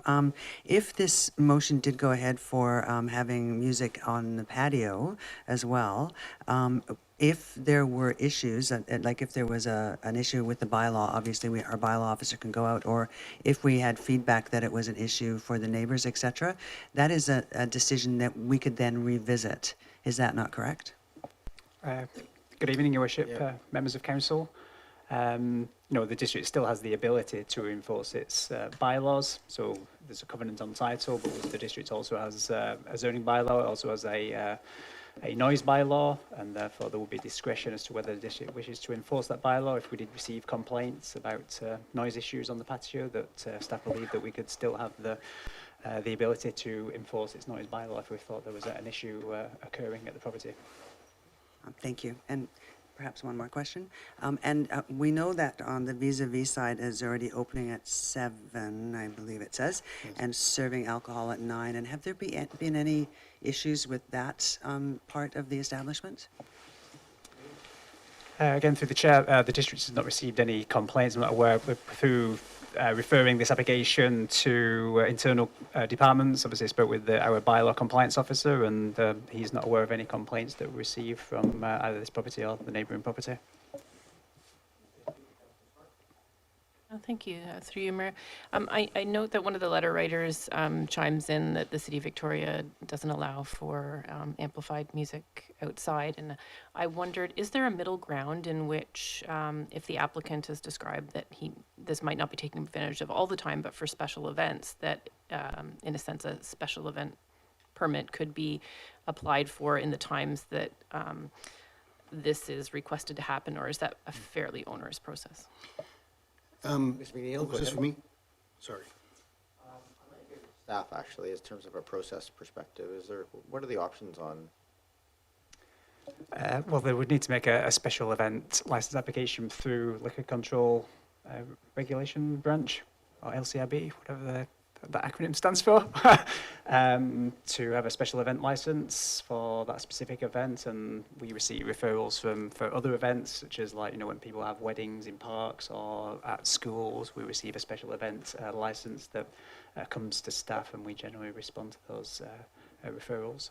Thank you, Mr. Green. Mr. McNeil, just in terms of operationally, what is your anticipation of use of the amplified noise outside? So, as indicated, we've had speakers on vis-a-vis patio for those dozen or so seats, 14, since we opened 12 years ago. And we also have had live music out on the sidewalk in the last couple of years, just a couple guitar players. No special event license did we seek, didn't know we had to. For years we've watched the trumpeter stand beside the Scotia Bank. I've been involved getting the very first Christmas light up organized and subsequent ones for the first decade, at least of the 20 years we've had it, 22 years now. Arts Alive. I've always sponsored Barb's work when she was our art laureate, and there's pianos that sit around in the corners of the municipality, and people can just walk up and play them. There's music out there all the time. I get it. No one wants a rock band, so you have to close your doors when you're working. We don't want to disrupt anybody's business, nor residents. That's not the goal. But music is a part of life, and everyone has it on in their shop. Sometimes it echoes out onto the streets. I don't anticipate you hearing any more music going forward than you've ever heard in the past. Times change, and this is the reason for our request with our operating hours. And maybe some of you didn't know that you could get a Caesar at 9 o'clock on the patio and vis-a-vis on a Sunday morning, but you've been able to for 12 years. That's just what the license says. So we're just wanting it on the other side of the wall because that's where the sport crowd goes, and we don't want to put TVs inside vis-a-vis. Thank you. Councillor Smart, continue. Yeah, just to clarify again through you, Mayor, to staff, I was just talking about the amplified music part, if we were to approve the liquor portion, but just separately the music part, could that not just be something that's done through the municipality? I just wanted to know the options for everybody to consider. I don't understand why that would have to go to liquor license. I'm just going to go to staff on this one. I'm not clear either. We're just basically saying that we will have a no objection and opt-out for this piece. So if they do require it, it would go directly to them and not to us. Correct, but we don't have the district doesn't have a special event license application for this type of business, I guess, but I was presuming that the question was in relation to a special event through the liquor license control branch. No, thank you for that. Okay, go ahead, Councillor Patterson. Thank you, Mayor. And with respect to the music outdoors, I know staff has said that we have a noise bylaw and we could address it through that. But that would then, basically, on my understanding of that, is anytime people in the neighborhood are concerned about it, they would have to make a complaint each time. And if it was after hours, we don't have bylaw enforcement. So what would actually be the mechanism for dealing with it? Mr. Green?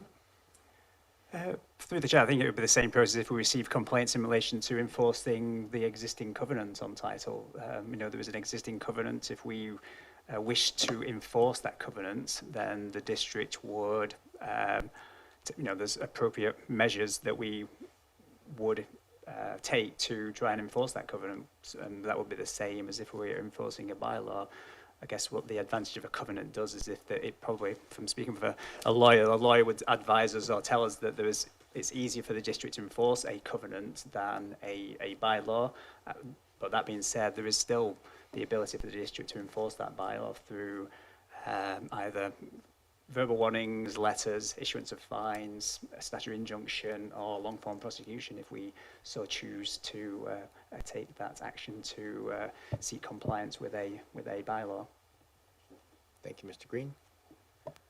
Clearly, there's a difference in ease of enforcement of a prohibition versus a nuance of the level of noise, so it makes it more difficult. The police do have delegated authority on bylaws after hours, but in Oak Bay. But they don't often enforce noise unless it's a very egregious situation.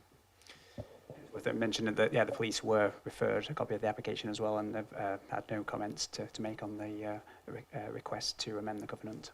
Thank you. Any other questions? I'll move receipt. Is there a second? Seconded, thank you. All those in favor? Any opposed? Unopposed? I'll move the staff recommendation. It's moved and seconded, thank you. Other discussion on the recommendation here? Go ahead, Councillor Braithwaite, then Councillor Watson. Thanks so much. I actually didn't even realize that Vis-a-Vis had music on the patio, so there you go. I have no issues with the music myself personally, because I feel that this is a longtime owner of a business within our community, and they understand what would happen if they went outside of what was an expectation of the community.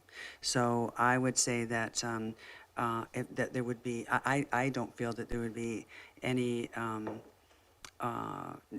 chance that that there would be an allowable egregious music sound or something coming from the establishment, because I think it would be dealt with right away, and I think we would deal with it through the police or through bylaw. So I have no issues whatsoever as far as having the music on the patio. And as far as the opening time goes, the Vis-a-Vis has been opening at 7 o'clock in the morning and serving alcohol at 9. And I know that during the World Cup, the Penny Farthing was open. It was wonderful to be able to go and watch the World Cup. And I would look forward to being able to go and see other sporting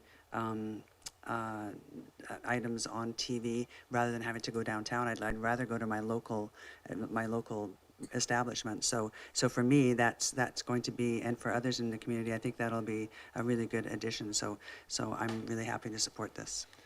I have Watson and Appleton next to speak, but I just really quickly want to have a question before we get to more comments, if that's possible. Just for my clarification, I appreciate the historical context that this covenant was put in. There was a lot of concern around the pub when it was being built, blah, blah, blah, and that obviously informed this covenant. I'm curious about if there was a business being put in now with the liquor license, would we implement a covenant at all, or do we go through other mechanisms for enforcement? Like, what would the district's actual practices be at this point for? I'm going to turn to staff first, and I'll go to Mr. McNeil. Good question. I don't know. Obviously, it would be at the discretion of, depending on what the type of application that came forward. Say it was a rezoning application and council wanted to control certain uses or certain hours or restrict certain uses taking place in a particular zone, then a covenant can do that. I'm not sure if there's a past recent precedent in relation to that. I feel like Mr. McNeil is going to share with us a recent precedent. Go ahead, Mr. McNeil.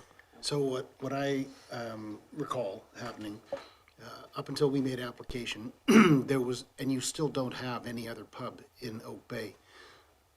The Oak Bay Hotel, Oak Bay Beach Hotel, they had a holding lounge. The Snug was a holding lounge license off the restaurant, and they never made application for a liquor primary.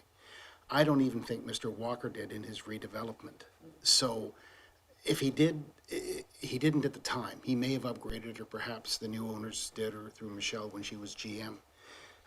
We got spot zoning. They made us spot zone, being the only liquor primary neighborhood pub application that they were considering. So the property was spot zoned, just the pub space, not the rest of our vis-a-vis or anything else. So in terms of precedent, I would assume that going forward, if I wanted to open a little pub in Estevan, you would use precedent and say, okay, we're going to have to spot zone it so you don't end up with 3 of them there. Pub licenses used to be valuable. They're worth less than bus fare today in terms of the piece of paper. It's how you operate it to make your money now. However, when we could, we added the family endorsement to it, and it's made such a difference to the clientele. When you walk in and see families in there and Mr. McNeil, I love these stories, but I think I'm going to actually cut you off because I think we actually have that's the truth. It's spot zoned. That's what it is. You spot zoned us 24 years ago. And we haven't done another one since. And I believe that's what still is on the books you'd have to do. Thank you for that. I'm just going to, there's a speakers list here, so I have Watson and Appleton. Oh. Thank you, Mayor. Just a comment. I am more than happy to support the portion of the report that would allow the increased hours in service of liquor. I am less eager to go ahead and endorse the idea of having amplified outdoor sound, notwithstanding the owner-operator's long history of excellent operation and being well regarded in the community. Amplified sound outdoors is for some people an intrusion, and it, regardless of what music is played or even at what volume, if it is unwanted to them, it is noise. It's not music.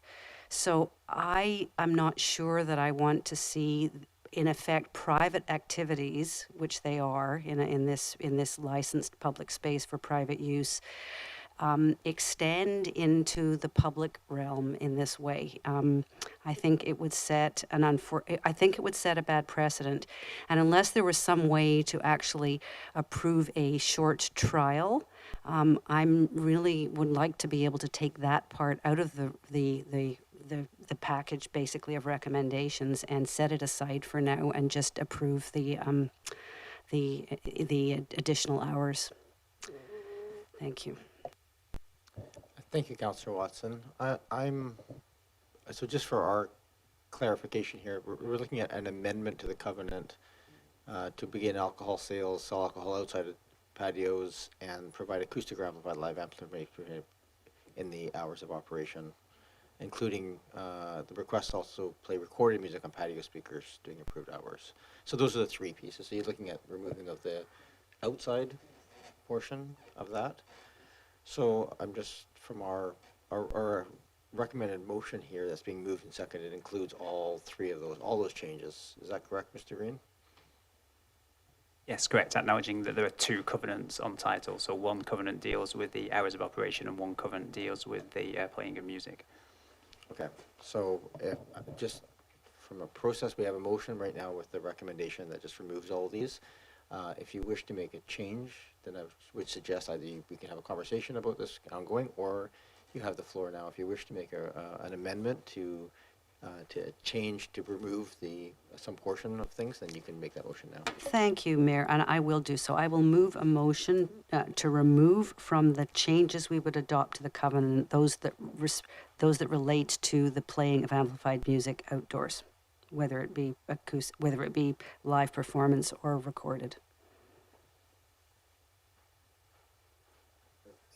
My clarification, are we talking about indoor and outdoor, or just outdoor? Just outdoor. Can I just ask a question, Councillor Watson? Go ahead, Councillor McNeil. We currently have the speakers on vis-a-vis little front patio for 12 years. Are you suggesting we have to stop? We've never had a complaint. Thank you for that, Mr. McNeil. I'm just going to turn back, just for sure you understand the intention of the motion, Councillor Watson. You're talking about the covenant applies to both properties, I believe, so it would be to remove amplified music outside for the properties as well. Or just we don't have a motion up on the floor on the screen yet, but I just want to make sure we're very clear about what the ask is. Yes, I think that is the ask. I think Mr. McNeil indicated that they had done that, but they didn't know that they had no permission to do it. So it has happened, but it wasn't actually authorized. So this would be in effect, if we do this, we would kind of be extending in what was a previously unauthorized use. So yes, no, that's my motion for no outdoor amplified sound. Thank you for that. I'm just going to make sure we get the wording up here. So remove the changes to the covenant to provision that would, yep, I think that sounds right, to permit outdoor amplified music. Thank you. There's a motion is made. Is there a seconder for that motion? Councillor Patterson, seconded. Councillor Watson, you have the floor. Anything else you wish to add to the? No, I think I've motivated enough. I just am concerned that what appeals to one person does not appeal to another, and I think it opens a door too wide in terms of the private use of the public domain. Thank you. I'll just go to the seconder and then I'll go to the other. We have a bunch of hands popping up here. So go ahead, Councillor Patterson. Yes, thank you, Mayor, and certainly with all respect to the proprietor of the establishment, who's been a valued member of the Oak Bay community and very popular establishment in Oak Bay. But I do agree with Councillor Watson's observations. Perception of sound is really, it's subjective. And it can become noise to people. So while I'm happy to extend the hours of operation and provide acoustic or amplified live entertainment in the neighborhood public house, and to extend hours of operation in the outdoor patio, but not with the acoustic or amplified sound. Thank you. I saw a bunch of hands popping up, so we'll go Smart, Braithwaite, Appleton, and Green. I just had a question for staff, and I'm reading page 2 and 3 of the report and perhaps I just need some clarification, but it sounds like the existing covenant only restricts the amplification of live music. Could I just get some clarification from staff on that? Yeah, through the chair, that's correct, yes. So it is allowed to be amplified music right now, just not amplified live music. Well, the covenant in relation to live music of the property is basically 2 and 3, and so if you look at page 2 of the staff report, the covenant in relation to music applies to provision of live music, whether instrumental, vocal, or both, or any other live entertainment which is amplified by any electrical means.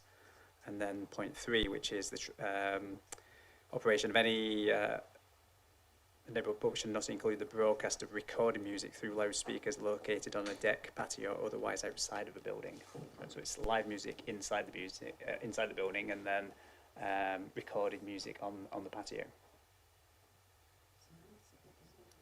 So if you look on page 2 of the report, if you read down, there's section 1, which has a bunch of details on hours, and the section 2 and 3 specific to. So there's no provision of live music anywhere, and no broadcasting of recorded music on a deck, patio, or otherwise. So it was essentially restricted to recorded music indoors at the time of the covenant.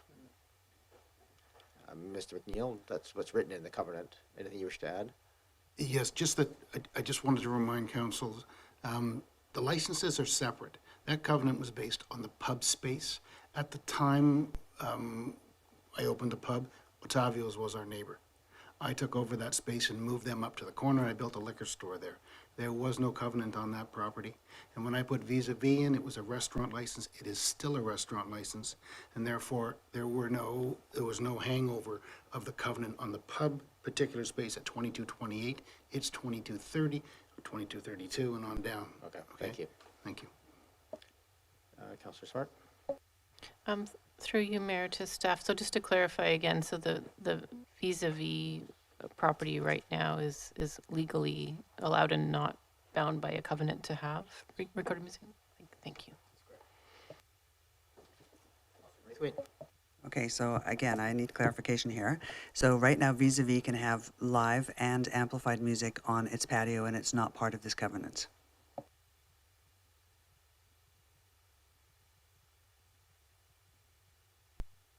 No, we haven't. Looking back and forth. Staff don't know because we haven't pulled title to that property. So obviously we're going off what Mr. McNeil says. The staff haven't pulled title or to determine whether there are any covenants on the property of Vis-a-Vis. We're just going off what Mr. McNeil is saying, that there isn't a covenant on title that says that you can't play music on the patio, right, or restricting further hours of sales of alcohol. Right, thank you. And what's before us right now is, if I'm looking at the staff recommendation, is for the penny farthing only. Is that correct? Correct. And so, just I'm sure that Mr. McNeil is saying is correct, that there isn't a covenant on title. That means that I'm not sure that he would need permission from the district to actually play music outside his pub, and because it would come under our noise bylaw. If we received a complaint in relation to noise coming from Vis-a-Vis, we wouldn't issue permission. It would come down to whether we believe that noise or that music is causing a disturbance to the peace, quiet, and enjoyment of the neighbourhood in relation to our noise bylaw. There's nothing in our zoning bylaw that restricts that type of use of the property.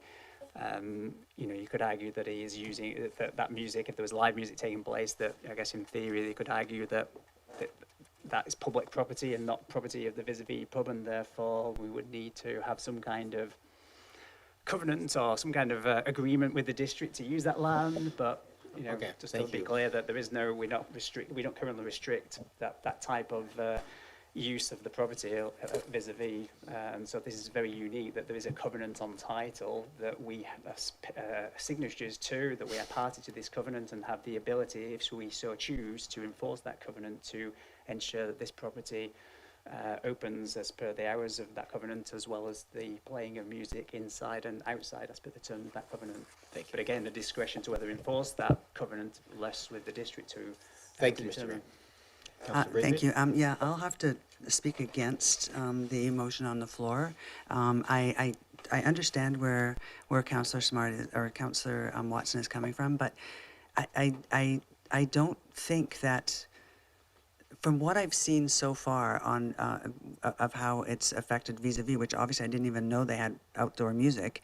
I don't feel like it would be a hardship for our community. I think our community would probably actually enjoy it. And again, I don't think that it's going to be loud blasting music coming from that that establishment, because I think that that is something that we would hear complaints on, and then we would have to go to the proponent to say, stop, you can't do that anymore. So I'm quite happy to support the original motion, but I can't support the amendment. Councillor Braithwaite, Councillor Appleton, and Green, and me. Thank you, Your Worship. Yeah, this is a tricky one, and you know, I have zero issues with any component of this application aside from the potential outside music component, and in a way, and completely supportive and super appreciative of the business and how it's been run and the significance in the community. And it's a tough one because I think that I do have a little bit of concern around the amplified music piece. But I should be clear that I think that this particular operator and this particular, this particular establishment, I can't see us ever having any issues with it. So I don't think that that's. I think this is I think the problem, if you want to call it that, actually lies with us, and that the bylaw is silent, and that we don't have bylaw tools to cover this particular situation. I'm a little concerned that we haven't had, I think in the future, the village is, we're looking at a village planning process to increase the vibrancy, even have more people living around the village space and that sort of thing. And so this type of discussion is going to be imminent and important for us to have. We haven't had a conversation with the community about what their standards would be for this type of situation. And none of this is deliberate or the fault of the current owners and operators. I'm in support of the motion to amend that's currently on the floor, but only because I think that we need to undertake, this reveals the need to undertake a conversation with the community about this thing specifically, but it is not a reflection of the operation of the business or whether or not I think that the business could operate within the bounds of the bylaw at all times. So I just wanted to make that clear.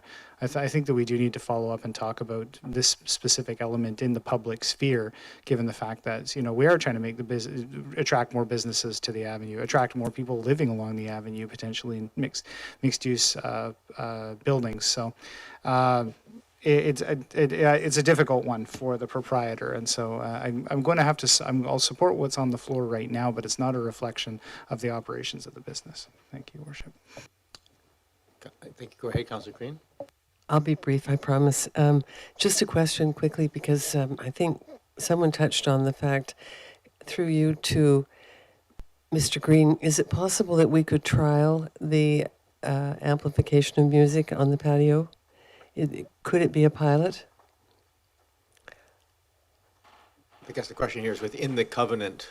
In the covenant, is it possible to pilot knowing within it's a already been covenant? piloted essentially at vis-a-vis? Probably not. No. Yeah, no, I did.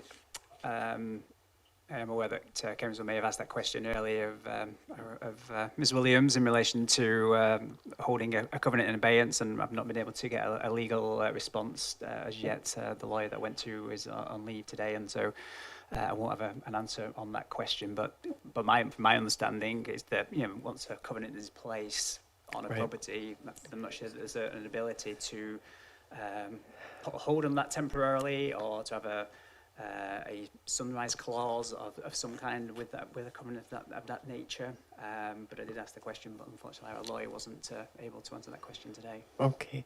Well, thank you. And I really appreciate everybody's comments around the table. I also have concerns, but I will not be supporting the amendment. And it's because there has been music played outside for 12 years. Have there been complaints? No. None. I just want to is that a direct question to Mr. No, McNeil? well, through you to Mr. Green, have we had any complaints about Answer the... that question. There's been no complaints. Okay, thank you.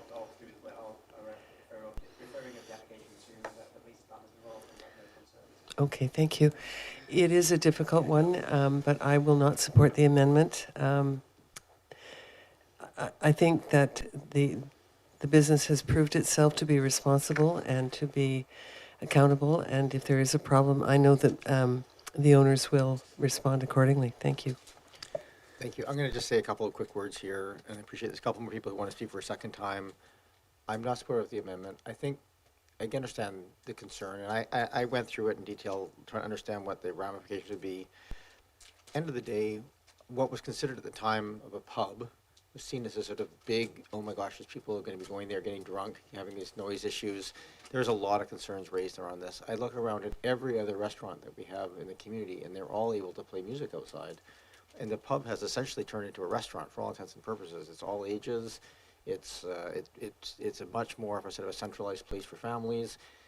I mean, yes, it's got a slightly different license, but other than that, it's the same. And why we would make a separate piece of this seems like this is a very dated approach to managing it when we have every other food and liquor serving organization in the community not having this covenant. I think it's just, let's just recognize, to my mind, this was a tool in use at the time to address specific concerns of the community. It feels like it's dated. Let's just move along and make it sort of equivalent to other food serving and liquor serving places, and we can deal with any noise and other issues as they arise. I don't think this seems like we're dealing into a lot of concerns again of things that just aren't really in existence, to my mind. Councillor Braithwaite and Smart. Yeah, I just, very quickly, because I know we're almost out of time. Right now we have one applicant that owns two businesses. If this was two applicants sitting before us, would we allow one to do it and not the other? And so I think we have to keep that in mind, because we actually are allowing one side to do it. And if it was two different applicants, we couldn't very readily say yes to one and no to the other. Councillor Smart. Through you, Mayor, and I'll try to be brief. I won't be supporting this motion. I do think that I think this is the wrong place in which to control this issue, and I don't think it should be business specific. I think it should be something that we deal with in a broader way, and I really do like the sidewalk patio bylaw that the City of Victoria has, and it doesn't limit acoustic or speakers or things like that. It's just the use of loudspeakers, megaphones, sound systems, audio-visual equipment, and other amplification equipment. So I think that in the future, at Council, we can look at something on a broader basis. I have two motions. One of the amendments. So we have the amendment to deal with before we run out of time. All those in favor of the amendment to remove the music from this covenant change? All in favor, and those opposed? I have Councillor Smart, Braithwaite, Murdoch, Appleton, Green opposed. The amendment fails. We're back to the main motion to remove. Is there any other amendments being put forward here? Can I call the question on the main motion? All those in favor? Any opposed? None opposed. That carries. That amendment will go forward and changes legislation. We are at the end of the time allocation. We do have the Housing Acceleration Fund next on the agenda and a couple of bylaws. I think we should each have a motion to put on the floor to extend. If we don't have success, then we don't have success. But I think we need to at least consider Ms. Williams. If I could just speak quickly, just to bring it to Council's attention that the Housing Accelerator Fund staff is seeking direction from Council, and in the absence of direction will not submit an application. Fair. Is there a motion to amend, or sorry, to change the end date? Sorry, Mr. McNeil. Thank you very much for your time. But I think we have to kick you out as we deal with, need a motion to extend the meeting at this point if we're going to continue at all. We won't exist as a body. And I'll move that we extend the motion, the meeting by 15 minutes. Moved and seconded. All those in favor? Any opposed? All right, we got 15 minutes. I don't know if we can. Thank you very much. Yeah. This is a huge topic to try and get through. Even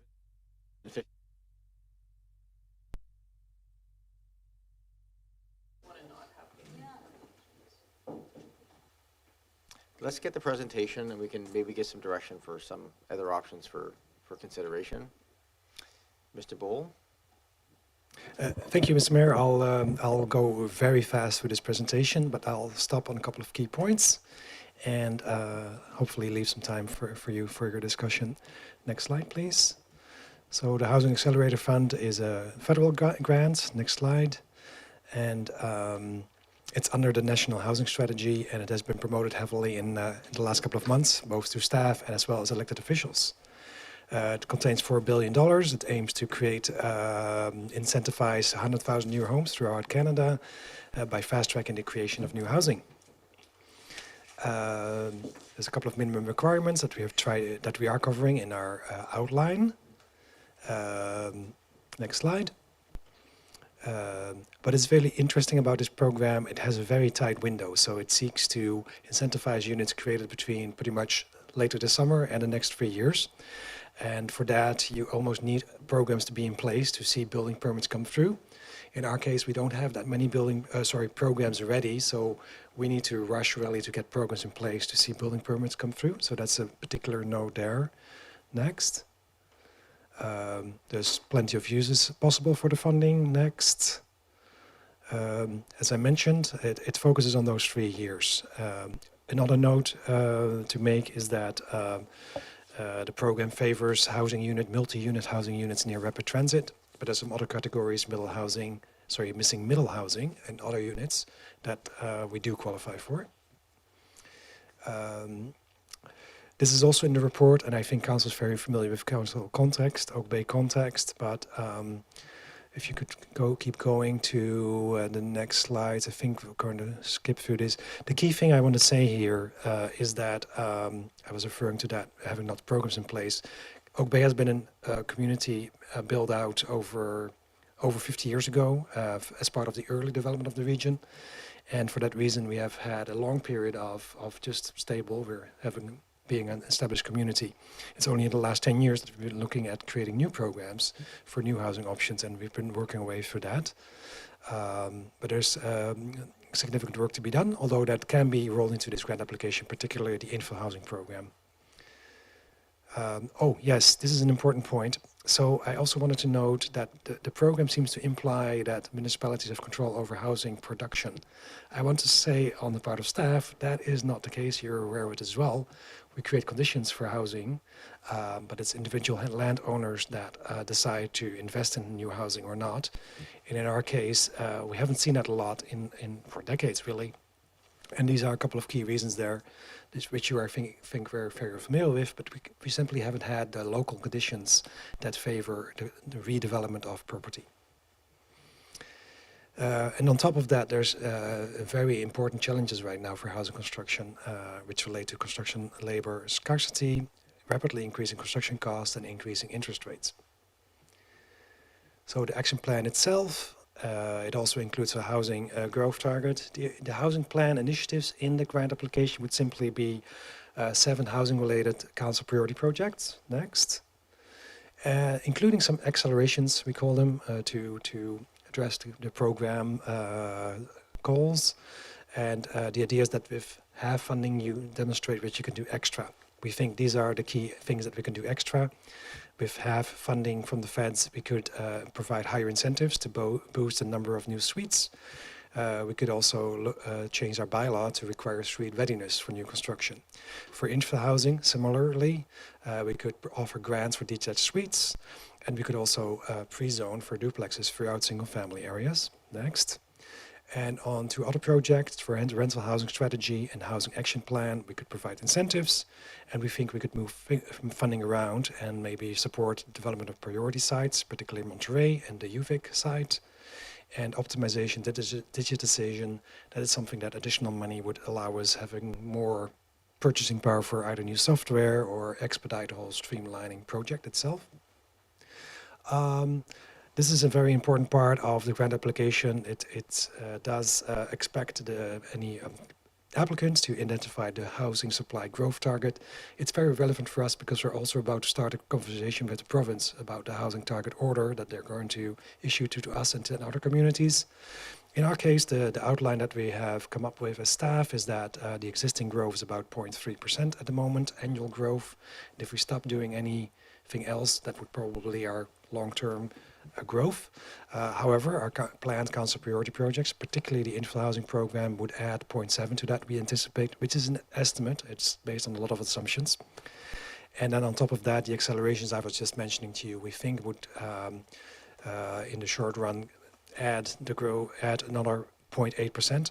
So that means for the upcoming 3 years, for the grant application, we would present or propose a 1.8% increase per year. Next. There's a couple of graphs in the report that show how that works. The blue line here is the half application, showing a big spike in the next 3 years, but then the funding and the incentives would stop. We would go to a more lower level. The line for the district sees a jump later in the process, and that is mainly, the difference is really the UVic side there, that at some point we think that something would happen there, but probably several years from now. It needs a lot of steps before it's even ready for that. So that's the difference in the blue and the yellow line there. Next. In short, either with half or on our own devices, we're looking at probably creating conditions for about 1,250 new units over the next 10 years, and that's about 15% in total. This graph summarizes that as well. Next. The estimated grant that we think we might be able to obtain if there's unlimited funding and CMHC approves our application as submitted would be about $6 million. And there's a complicated calculation there, different unit types, different amounts. Next. Now, if we're successful, it does mean it has implications for our other council priorities as well, because it means that most housing-related projects need to be probably expedited, adjusted in scope, need probably additional resources that we would have more funding for, but we still need to mobilize, so to say. And subsequently, once those projects are created and implemented, it quickly increases the application volume, and that will trigger the need to have significant more staff resources to deal with a much higher annual housing application volume, so to say. Next. Next. Next. Just to know that we haven't really done any consultation, of course, at this point. This application has been prepared outside of a normal project framework simply because it came up. It is a very relevant program that has achieved a lot of attention and interest. So there's one caution there on the part of staff that setting a target right now without doing all the other work of what are the implications of setting a target, it has a level of preempting some of the discussions we would normally have with the community. Next.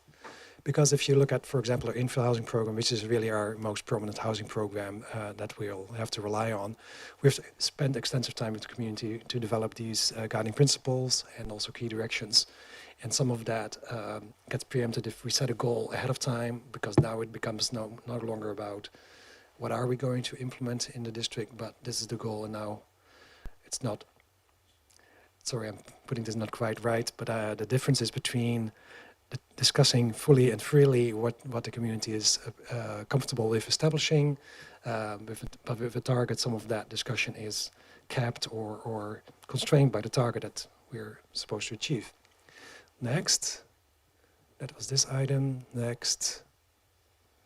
Next. Next. So today we need your direction. If you're comfortable with the package that we provided, maybe you want to make some changes to the accelerations, that's possible as well. You can also ask for more and better. But depending on your input, we would finalize the grant application and make sure it's submitted mid-August. So I'll leave it at that. Thank you. Thank you very much, Mr. Bull. I think we're going to have to need a little bit more time than this to deal with it. So I guess my question is, we have a special meeting next week.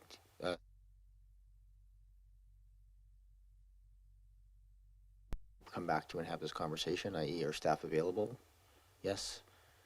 And I understand the province is, so I'm getting nods but no verbal.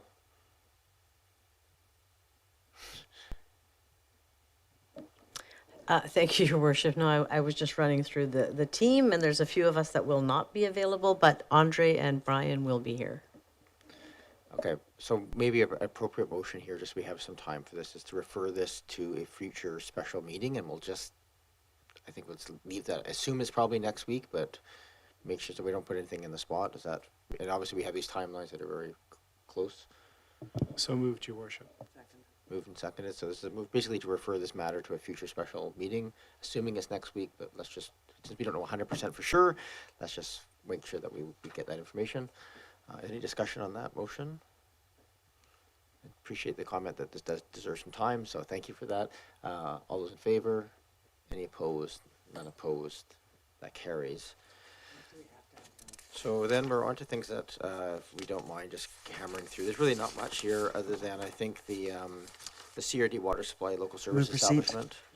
So you can have the motion to receive, so this is 8.8. Moving second for receipt, all those in favor? Any opposed, unopposed? Move staff recommendation. This is the council consent to the adopting bylaw. Moved and seconded, thank you. Any discussion on that? All those in favor? Any opposed, none opposed?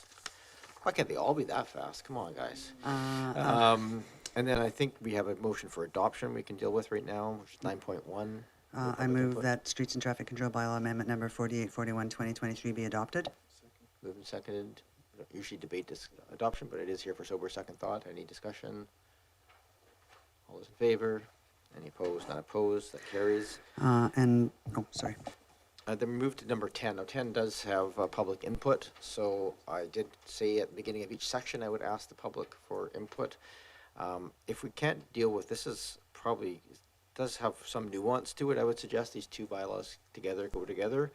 So I'll turn, if there's not, if there's questions and discussion I think is happening at the council table on these, then I would suggest we probably refer this to a future meeting, probably not the special meeting, probably just in the fall.